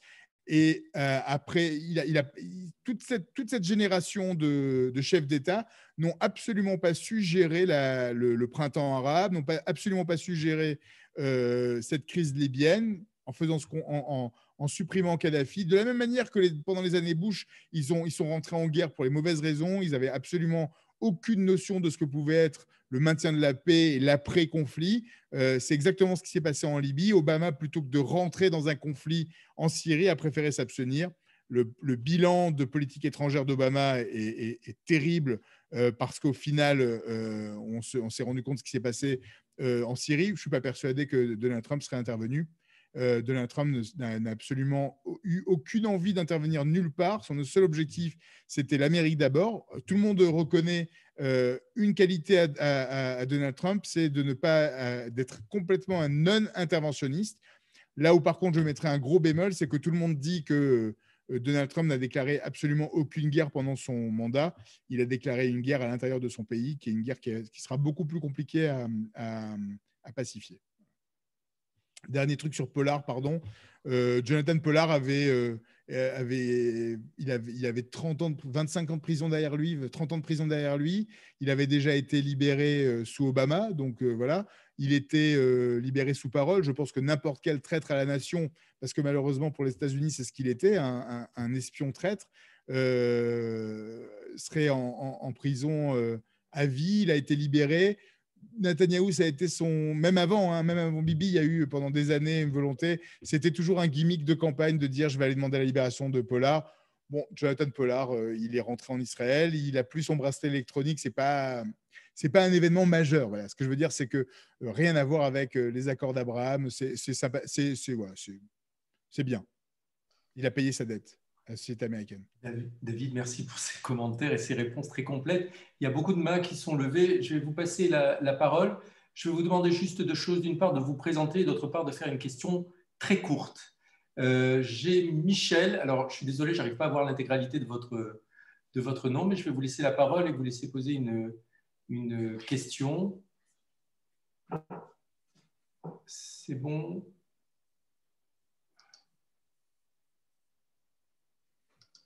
En tout cas, je peux vous dire que je vois quelques questions qui sont assez intéressantes. On m'a posé des questions directes en me demandant de préciser, par exemple, sur les descendants de Joe Biden et en me disant Sanders est juif et pourtant il n'a pas été, c'est pas quelqu'un qui est pro-israélien. D'abord, il est pro-israélien.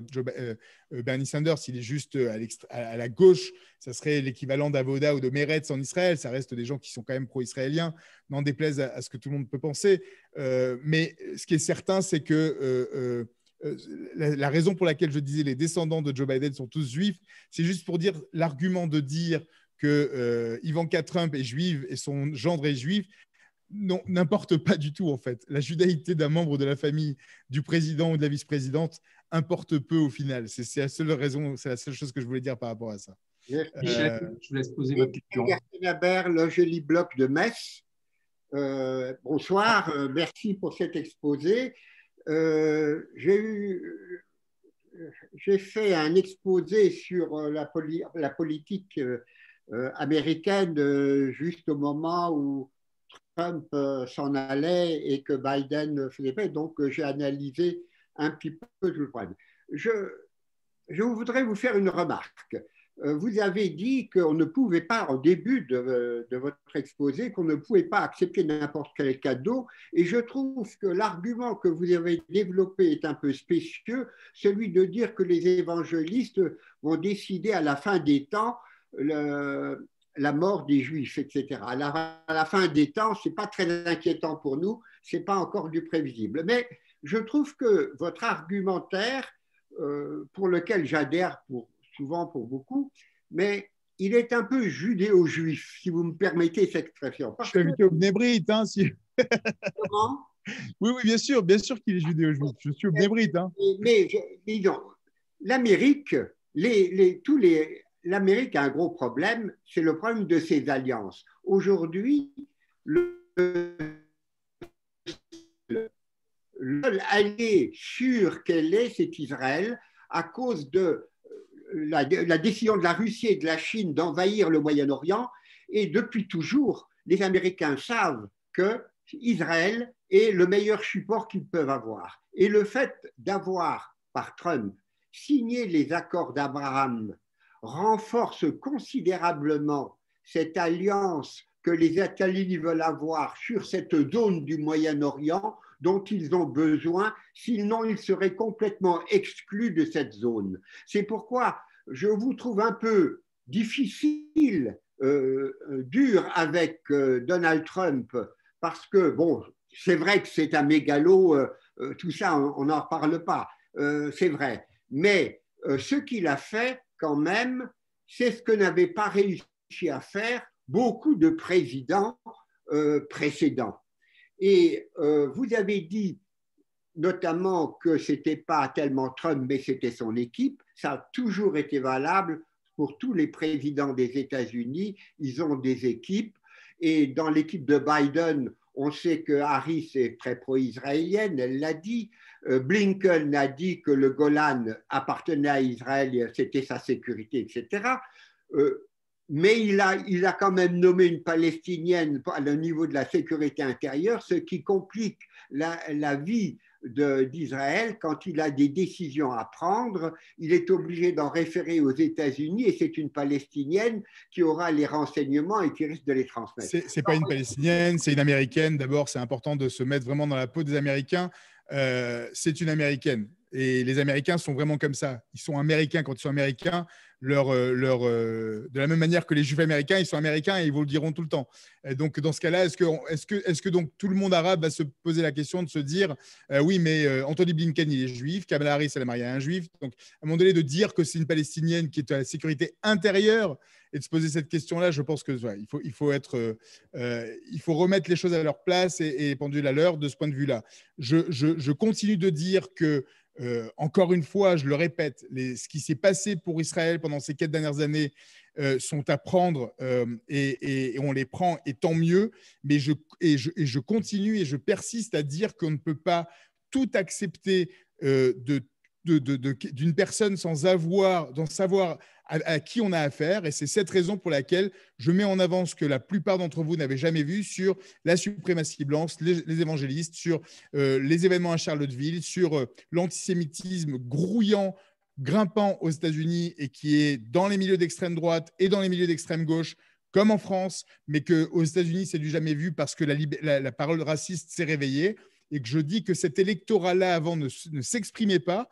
Et c'est cet électorat-là qui a permis à Donald Trump d'être élu et donc il leur était redevable. Et je ne pense pas qu'on puisse juste dire que Donald Trump est un égocentrique ou un égomaniaque, le mot que vous avez dit. Je pense que on ne peut pas se permettre, après 4 ans de Trump, ce qui s'est passé le 6 janvier, 2 impeachments, et ce n'est pas un acharnement politique contre lui, c'est la personnalité qu'il est. Le mec, c'est quelqu'un qui a montré ces 3 derniers mois son vrai visage, et c'est ça qui était dangereux, c'est que nous, en tant que journalistes, à chaque fois qu'on disait quelque chose sur Donald Trump, on était obligé d'atténuer un tout petit peu la manière dont on traduisait Donald Trump à la télé, comme moi je m'exprime mieux que Donald Trump lui-même, alors on pensait que c'était quelqu'un qui avait une manière de s'exprimer qui était meilleure. Je pense qu'il faut faire attention, et que maintenant qu'on a passé le Trumpisme, que Donald Trump de toute façon aura 78 ans lors de la prochaine élection présidentielle, je pense pas qu'il se représentera. Je pense qu'il a perdu énormément de soutien, des soutiens extrêmement importants comme Mitch McConnell, le patron du Sénat républicain. Je pense que le fait que Nikki Haley le lâche, tous ces gens-là qui sont en train de prendre leur distance aujourd'hui font que Donald Trump ne sera pas réélu, et donc ça veut dire qu'il faut passer à autre chose, et qu'en passant à autre chose, faisons le bilan de ce qu'on vient de vivre et de ce qu'on a vécu et des gens avec qui on a traité, que Mike Pence, c'était l'ancien gouverneur de l'Indiana, un extrémiste de droite, homophobe, qui avait fait voter des lois à l'intérieur de son pays pour interdire aux gens, aux couples gays ou aux gays en général, de pouvoir être servis par des boulangeries ou par des fleuristes à l'intérieur de son État. Il faut savoir avec qui on avait affaire. C'est-à-dire qu'on peut pas se permettre de traiter. C'est comme quand on reproche à Benjamin Netanyahou d'avoir des amitiés extrêmement proches avec des leaders extrêmement autocrates comme le président des Philippines, comme le Premier ministre hongrois, autrichien. Enfin, je pense qu'à un moment donné, il faut faire gaffe avec qui on traite. On prend ce qu'on peut prendre. On reconnaît ce qu'on a acquis pendant ces 4 années, et je ne cesse de le dire, les accords d'Abraham, le Golan, le déménagement de l'ambassade, etc., ça a un prix. On paye un petit peu le prix aujourd'hui avec un petit coup de fil qui n'arrive pas. Mais encore une fois, je continue de dire que les relations avec Israël, depuis 30 ans, elles sont extrêmement positives avec les États-Unis. Mais de penser qu'il y avait une inconditionnalité dans cette relation entre Donald Trump et Netanyahou, ou entre Israël et les États-Unis, c'est faux. Parce que la condition des accords d'Abraham avec l'Arabie Saoudite, c'était la vente d'avions militaires. Donc il y a une condition qui est quand même importante et qu'il ne faut pas oublier, et qui peut avoir des conséquences, et des conséquences aussi pour la sécurité d'Israël, parce que ça reste un pays arabe dans lequel il faut de toute façon avoir une certaine méfiance. De la même manière que l'accord avec le Maroc n'a été possible qu'avec la reconnaissance du Sahara oriental. Sans cette reconnaissance du Sahara oriental, il n'y a pas d'inconditionnalité à l'amitié entre Donald Trump ou entre les États-Unis et Israël. Il y avait des conditions. Il y a eu des conditions dans le passé, et il y a des conditions encore aujourd'hui, et il y a eu des conditions sur Donald Trump. Et donc, il ne faut pas perdre de tête que tout ça, ça a été fait parce qu'il y avait une vente d'armes, parce qu'il y avait une reconnaissance territoriale, parce qu'il y avait une volonté du Soudan de demander à ce que les États-Unis les enlèvent de la liste des pays terroristes. Enfin, ce sont des choses qui sont quand même vachement importantes. Et c'est pour ça que je dis qu'on va payer le prix à un moment donné, mais tout ce qu'on peut prendre, on l'a pris, et on le fait, et on le prend avec sérénité, mais en toute connaissance de cause. C'est tout ce que je dis. C'est la seule chose sur laquelle ma conférence porte, c'est de mettre en avant le fait qu'il y a cette suprématie, ces antisémites, ces gens qui avaient besoin d'armes, ces gens qui ont besoin de reconnaissance territoriale, et que donc on a bénéficié pendant 4 ans, et tant mieux, mais il faut savoir avec qui on traitait. C'est tout ce que je dis. Merci Michel pour votre intervention. Il y a d'autres questions. François Dupuis, que je connais bien, président de Côte d'Azur.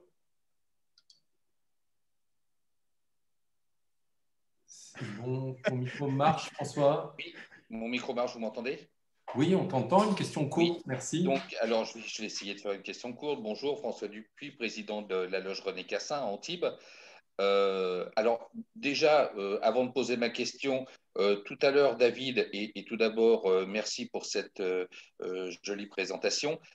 Vous avez parlé de ces 3 parlementaires américains qui n'ont aucun soutien, dont il faut se méfier, mais sans plus, parce qu'ils ne représentent rien, un peu comme un député du Poitou. Je me permettrai de vous rappeler qu'il y a un député du Poitou qui a parfaitement bien réussi sa vie, qui a fini Premier ministre, il s'appelle Jean-Pierre Raffarin. Donc, il faut toujours. Non, mais dans le sens. Je suis d'accord. Dans le sens où il faut toujours faire très attention aux gens qui ne représentent rien. Adolf Hitler ne représentait rien du tout. Il n'avait aucun soutien. Il n'avait pas d'argent. Il n'avait pas d'armée. Il n'avait rien. et regardez ce que c'est devenu. Et je m'excuse auprès de tout le monde de faire un rapprochement. Je suis en train de m'apercevoir que je rapproche Jean-Pierre Raffarin d'Adolf Hitler, c'est ridicule. Mais pour vous dire qu'il faut toujours faire attention à ces trois Américains, à ces trois parlementaires américains qui ne représentent rien ni personne. Si on les perd de vue, ils peuvent faire des dégâts monumentaux. Maintenant, oui, David. Non, c'est très juste. Il faut se méfier. Alexandria Ocasio-Cortez est, à mon avis, celle qui a le plus de chances un jour d'arriver au pouvoir. Je ne crois pas du tout que les Américains soient capables, comme je ne crois absolument pas que les Américains soient capables aujourd'hui d'élire un juif. Ni Michael Bloomberg, ni Bernie Sanders. Je pense que ça va faire partie de ma question, justement. Alors, allez-y, et après, je répondrai. Alors, je vais continuer, je vais enchaîner pour bien comprendre ma question. Il faut savoir que, par exemple, les Juifs en Israël, ils sont juifs. Les Juifs en France, ils sont juifs. Les Juifs aux États-Unis, ils sont américains. Penser qu'il existe un lobby juif aux États-Unis, c'est faire une erreur monumentale. Il y a un lobby américain aux États-Unis. Et les Juifs, en plus, sont très partagés aux États-Unis. Il y a autant de Juifs de droite que de Juifs de gauche. Non, il n'y en a pas. Ah non, on est sur du 80-20 quand même. Hein. On est sur du 80% de démocrates pour 20% de républicains. Et oui, ça, c'est hors taxe. On va laisser François finir sa question. Donc, en plus de ça, les États-Unis, c'est 80% du territoire qui est rural et 20% du territoire qui représente les grandes cités, les grandes villes. Or, il y a autant de population dans les 20% des grandes villes que dans les 80% du reste du territoire américain. Donc, quand vous dites que les Américains ne sont pas capables d'élire un juif, j'en suis pas tellement sûr parce que les Américains se foutent royalement d'élire un juif. Ils ont bien élu un noir. Ils éliront un Américain, qu'il soit juif ou pas. J'aime votre optimisme. Mais si je vous avais dit il y a 20 ans que les Américains éliraient un noir, est-ce que vous m'auriez cru 20 ans plus tard? Je peux vous dire que quand j'ai vu Barack Obama pour la première fois dans son discours de 2004 à Boston, lorsque j'étais à la convention démocrate et que je l'ai entendu pour la première fois, j'ai dit à ce moment-là que ce mec-là allait devenir président et c'était 4 ans plus tard. Mais c'est vrai qu'en 2000, j'en sais rien. J'étais pas. Ce que je veux. Allez-y, hein, si vous avez. Oui. Alors, ma question, elle revient sur le futur des États-Unis. Parce que pour nous, en France, avoir un avis définitif sur les Américains, sur la politique américaine, c'est à peu près aussi ridicule que si un Américain de l'Amérique profonde qui n'a jamais mis les pieds en France et qui ne parle pas français, qui aurait un avis définitif sur la politique française. Il y a eu un sondage il y a quelques années aux États-Unis qui a montré que 80% des Américains qui avaient été interrogés pensaient que la France était une dictature, ce qui aujourd'hui n'est pas loin d'être la vérité, mais en tout cas, c'était leur avis. Donc, la politique… J'en viens à ma question. Est-ce que la politique des États-Unis de demain pourrait être différente de celle que l'on reproche à Donald Trump, qui n'a fait qu'appliquer la politique qu'une grande majorité, malgré tout, des Américains souhaitaient à ce moment-là. Je vous rappelle quand même que Donald Trump est le président le mieux élu de l'histoire des États-Unis. Ok. Donc j'ai compris votre question. Je suis obligé de revenir sur ce que vous venez de dire. Donald Trump est le président le plus mal élu de l'histoire des États-Unis. Pardon, je me suis trompé. Le mieux élu par rapport aux dernières élections. Certes, il a perdu, mais enfin, ça, c'est comme dire… le problème, c'est que quand un coureur aux Jeux Olympiques arrive, bat le record du monde de 100 mètres et qu'il y en a un qui, 2 minutes plus tard, bat le même record du monde avec 10 secondes de plus, celui qui vient d'en battre le record du monde, on s'en fout. Donc oui, Donald Trump bénéficie du fait qu'on était en pleine pandémie et que comme on était en pleine pandémie, il y a un nombre de gens qui étaient dans leur territoire, qui ont pu voter, qui ont voté en masse par correspondance. Donc, Donald Trump a aussi bénéficié du fait que beaucoup d'Américains ont voté beaucoup plus que d'habitude parce qu'il y avait cette pandémie, qu'ils étaient plus devant leur télé, qu'ils ont plus travaillé, qu'ils ont plus été au courant de ce qui se passait. Ça reste malheureusement que 60% d'Américains qui ont voté. Donald Trump a eu 75 millions de personnes qui ont voté pour lui. C'est en effet le républicain qui a obtenu le plus de voix de l'histoire des républicains. Proportionnellement, c'est pas vrai. C'est ce que je voulais dire. Oui, bien sûr, je sais, j'ai compris. C'est parce qu'on a 300 millions d'Américains et que pourtant, quand on regarde l'Amérique du début du XXe siècle, où il y avait 100 millions d'Américains, il y avait plus de 70-80% des gens qui votaient. Proportionnellement, c'est pas vrai, c'est une statistique. Donc voilà, c'est une statistique qui est mal interprétée. Hillary Clinton avait récolté 3 millions de voix de plus que Donald Trump. Ça a été le président le plus mal élu de l'histoire des États-Unis avec le plus gros… c'est le système qui veut ça, hein. Bien sûr, il n'y a pas de souci. Et je reconnais le système des grands électeurs sans aucun problème. Mais Joe Biden a récolté 7 millions de voix supplémentaires. 7 millions de voix. C'est-à-dire qu'il a convaincu davantage de monde que Donald Trump n'en a convaincu davantage. Donc, de ce point de vue-là, il faut être clair. Le futur de la… Parce que je vais faire vite, je pense. Le futur de l'Amérique, je pense qu'il est davantage dans la… diversité, les Américains, cette Amérique blanche qui ne votait jamais, qui a voté pour Donald Trump, c'était un dernier baroud d'honneur parce qu'ils savent très bien qu'ils vont devenir minoritaires aux États-Unis, que les latino-américains, les Nord-Américains, ils n'ont jamais évolué, leur population elle est stable, ils représentent à peu près 13%. Tout le monde dit les Nord-Américains. Non, les Nord-Américains, c'est 13% de l'Amérique qui se répartissent dans des États comme le nord de la Floride, le sud des États-Unis, la Géorgie, et il y a une sorte d'évolution de la population. Et cette évolution de la population a fait que, de manière indéniable, les républicains doivent faire un virage énorme pour essayer d'intégrer davantage ces populations minoritaires. Ils ont réussi à faire un très, très beau pas vers les latinos. Aujourd'hui, il y a à peu près 30% des latino-américains, des gens d'origine cubaine ou de Dominique République, un peu moins de ceux d'Amérique latine, qui ont voté républicain. C'est un truc qui est historique, qui date des années Bush.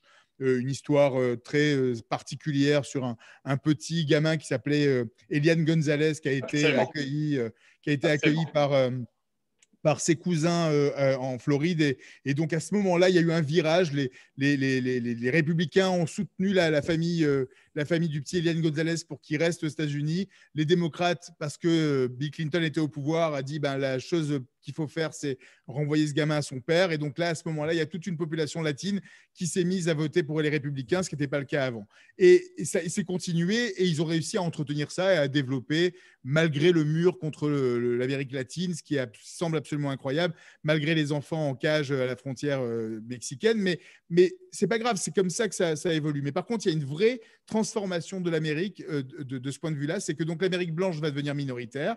Ce dernier baroud d'honneur, il ne pourra plus avoir lieu pour plusieurs raisons. D'abord parce que les démocrates qui sont au pouvoir pendant au moins 2 ans vont, à mon avis, selon moi, la première grosse décision qui va avoir un ancrage énorme sur l'Amérique, c'est qu'ils vont nommer Washington DC comme étant le 51e État des États-Unis. Washington, aujourd'hui, c'est la population qui est équivalente au Dakota du Nord, au Dakota du Sud, à des tonnes d'États qui ont déjà 2 sénateurs et qui votent. Oui. Et donc, ça veut dire qu'on va avoir un Sénat à 102 voix. Et donc, ils vont avoir une sorte de certitude de pouvoir être au pouvoir. Non, mais ça, ils sont très forts. Ils sont très, très forts pour ça. Et c'est là l'erreur des commentateurs français qui ont parlé de fraude aux États-Unis. En fait, pour ce vote, je tiens à vous le dire à tous, même à ceux qui sont persuadés qu'il y a eu une fraude électorale. Non, il n'y a pas eu de fraude. En fait, tout a été préparé longtemps à l'avance par les démocrates qui ont mis en place un système de vote qui leur était exclusivement favorable, avec des votes… Je ne suis absolument pas d'accord avec vous, mais ce n'est pas grave. On peut ne pas être d'accord, mais quand on permet à quelqu'un de voter sans présenter sa carte d'identité, je suis désolé, enfin, c'est juste ahurissant. Après, on est d'accord ou pas, mais c'est juste ahurissant. Quand on permet à quelqu'un de venir voter dans un État et de retourner dans son État à lui sous prétexte qu'il est en voyage d'affaires, c'est juste ahurissant aussi. Donc, en fait, c'est une mise en place pendant des années d'un système favorable. Maintenant, je suis d'accord, le vote a eu lieu régulièrement, il n'y a pas eu de fraude. J'invite tout le monde à aller vérifier un mot qui s'appelle le gerrymandering. Gerrymandering. En français. 2 secondes, je termine. Le mot gerrymandering, ça veut dire la construction des cartes électorales partisanes, qui est une manière de découper les cartes électorales pour permettre de favoriser l'élection d'élus. Et donc, c'est un art qui a été développé par les républicains de manière extrême sur ces dernières années. C'est une énorme surprise pour beaucoup que l'Arizona ou la Géorgie soient passés dans le côté républicain. Je vois des gens sur le chat qui parlent de fraude électorale. Je ne vais pas rentrer dans ces histoires-là. Je veux juste te dire que cette élection est une élection qui a été reconnue par des élus, les élus républicains, les secrétaires d'État républicains. Oui, celle de John Fitzgerald Kennedy aussi. Ok, bon. On va passer à la question suivante, si vous voulez bien, pour faire avancer un petit peu aussi les autres questions qui sont en attente. Alors, je crois que c'est Pierre Lévy, me semble-t-il, hein, qui demande la parole.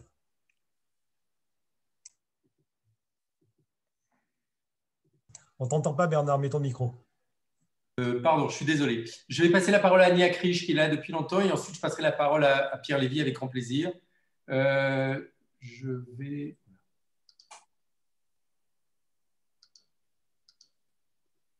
Annie, vous nous entendez? On ne vous voit pas, par contre. Bonsoir, Annie. Annie, il faudrait vous mettre face à la caméra. Annie, appuyez sur Unmute. Il faut tourner votre caméra. Bon, je vais passer la parole à Pierre Lévy, puis on reverra avec Annie juste derrière. Ça va, Pierre? Bonsoir, David. Comment tu vas? Pas très bien ce soir. Une question très rapide, très courte. Ici, pardon, en Israël, on a l'impression que c'est toute l'équipe d'Obama qui est au pouvoir et que Sleepy Joe n'est que le pantin. Qu'est-ce que tu en penses? Je pense que cette histoire de Sleepy Joe, d'abord, c'est un très, très beau coup de la part de Donald Trump à la base. La raison pour laquelle tout le monde le traite de Sleepy Joe, c'est parce que c'est quelqu'un qui a un défaut de langage, qui est bègue de naissance et qui donc, on a ce sentiment qu'il parle très doucement, etc. C'est tout simplement parce que c'est quelqu'un qui est encore bègue, parce qu'on est bègue toute sa vie, et qui donc a un défaut de langage et que donc sa manière de s'exprimer est beaucoup moins fluide, mais elle a toujours été comme ça. Quand il y a 8 ans, c'était exactement la même chose, sauf qu'on l'entendait moins. Donc de ce point de vue-là, il n'y a absolument aucun problème. Le président des États-Unis court tous les jours, ce n'est pas mon cas.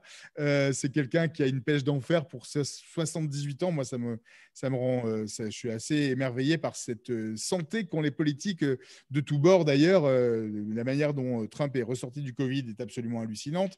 Je trouve ça incroyable, cette énergie que ces hommes politiques arrivent à avoir. C'est en effet extrêmement vrai que les gens qui sont aujourd'hui aux commandes sont les numéros 2, les numéros 3 des années Obama, au département d'État, dans les agences d'intelligence et de renseignement. C'est le cas en l'occurrence d'Anthony Blinken, qui était le numéro 2 de John Kerry pendant 4 ans et qui était l'artisan qui a fait la navette et qui n'a pas arrêté d'aller à la rencontre des Iraniens, à rencontrer les Russes, à aller en Israël, qui a été rencontré des tonnes de fois Benjamin Netanyahou, qui était là pendant très longtemps. Je pense que ce qui est extrêmement positif par rapport au fait que ce soit des équipes qui ont déjà travaillé avant, et il faut préciser aussi que ce qui est intéressant, c'est que dans les équipes de Biden, il y a aussi beaucoup de gens qui ont travaillé sous Bush avant. Donc il y a beaucoup de républicains, des républicains plus modérés, des républicains qui étaient anti-Trump, mais qui sont quand même des républicains, de la même manière qu'il y a des ambassadeurs qui vont être nommés, qui sont des républicains. Mais par rapport à Blinken lui-même et à Biden lui-même, il faut savoir que lui s'était opposé au deal sur le nucléaire iranien et que c'était en effet une volonté de Barack Obama de rentrer à fond dans le deal, de la même manière que, et ça, c'est un dommage. C'est dommage parce que, au final, ça s'est très bien terminé pour cette opération. Joe Biden était contre l'opération qui a tué Osama Ben Laden lors du premier mandat de Barack Obama. Donc, il y a des différences entre les différents hommes politiques, mais de penser que le mandat de Joe Biden est un 3e mandat de Barack Obama, c'est se tromper de personnage. Biden est quelqu'un qui a une vraie personnalité très forte, qui a surtout un passif au Sénat que n'avait pas Barack Obama. C'est quelqu'un qui a comme très grande qualité de traverser les lignes de parti et qui va vouloir vraiment travailler avec même des Marco Rubio, des Lindsey Graham, Mitch McConnell, les sénateurs républicains au Sénat. Et je pense que de ce point de vue-là, c'est extrêmement positif parce qu'il a une vraie volonté de rassembler l'Amérique. Donald Trump a gouverné par la division. Il a réussi à gouverner par la division. C'est ce qui lui a permis d'être élu. Mais il a été élu par 30% des Américains. Là, on a un président qui a été élu par à peu près 40-45% des Américains. Et de l'autre côté, il y a toujours 30% d'Américains qui ont voté pour Donald Trump, mais, parce qu'il y a très peu d'Américains qui votent, malheureusement. Mais je pense qu'on n'a pas à avoir peur du fait que ces gens-là, qui sont des professionnels de la diplomatie ou des professionnels du département d'État, ce sont des diplomates, en fait. Et donc, quel que soit le président qui est là, c'est le président qui donne la direction et qui donne qui donne l'inflexion sur ce que les différents ministres vont faire. Je crois qu'on a en place une équipe qui est opérationnelle. Je ne sais pas ce qu'ils vont faire, j'en sais rien. On peut être très déçu, comme on peut être extrêmement surpris et satisfait. Je pense que sur l'Iran, on sera très content parce que c'est une équipe qui n'a absolument pas la volonté de retourner de manière aveugle dans un deal qui serait dangereux pour le monde, parce qu'ils savent à quel point on est à la frontière d'avoir un Iran avec une arme nucléaire. Je pense qu'on doit avoir très, très peur, par contre. Là où il faut qu'on se méfie et là où ça peut être plus dangereux, à mon avis, pour Israël, c'est que je pense que les relations entre les États-Unis et l'Arabie saoudite risquent de morfler pendant les années qui arrivent. Parce qu'on n'est pas dans les années Bush et on n'est pas du tout dans les années Trump. Et donc, cette amitié ou cette ouverture avec Mohammed Ben Slimane qu'on a pu, et cette tolérance qu'on a pu avoir, en l'occurrence avec le prince héritier, risque de ne pas avoir lieu, alors à moins de se racheter une conduite, notamment par rapport à l'affaire Khashoggi. Je pense qu'on doit avoir peur de cette histoire-là. Ça ne va pas supprimer les accords d'Abraham, mais ce n'est pas forcément avec l'Arabie saoudite qu'on va avoir ces accords de paix sous cette administration-là. Merci. Merci beaucoup, David. On est à plus de 2 heures de conférence. Je pense qu'on a clôturé. C'était passionnant et passionné. Ton éclairage sur la politique américaine a été très intéressant pour tout le monde, au vu des chats qu'on a pu lire tout au long de la soirée. Je voudrais te remercier vraiment pour ta gentillesse, ton professionnalisme et vraiment ce que tu as pu nous apporter ce soir. Je voudrais remercier tous les participants.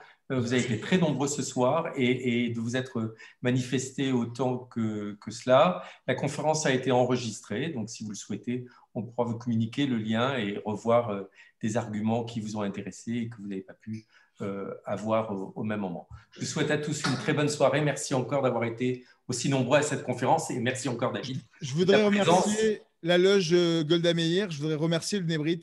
Ça me touche vraiment, vraiment sincèrement. D'abord parce que j'ai grandi avec mes parents qui étaient au Bnei Brit et donc j'ai été biberonné par cet engagement communautaire et ça me touche vraiment beaucoup. Et je voudrais embrasser Nathalie qui a eu cette initiative, Nathalie qui est ma tante. Et oui, elle a le même nom que moi, Nathalie Benaïm, de m'avoir invité et Bernard et André avec qui on a organisé cette soirée et tous les participants. Pour vos questions intelligentes, pour votre chat. J'aimerais bien recevoir le chat en retour pour pouvoir voir toutes les questions. Et puis, si vous avez des questions, je suis disponible sur les réseaux sociaux, @Benaïm, BENAYM. N'hésitez pas à me suivre et n'hésitez pas à m'envoyer des messages, je réponds à tout. Voilà. Merci encore, André. Merci encore, David. Merci, André et Nathalie, et à tous les présidents et à Philippe Meyer d'avoir été présents. Je vous souhaite une bonne soirée à tous. À bientôt. Au revoir.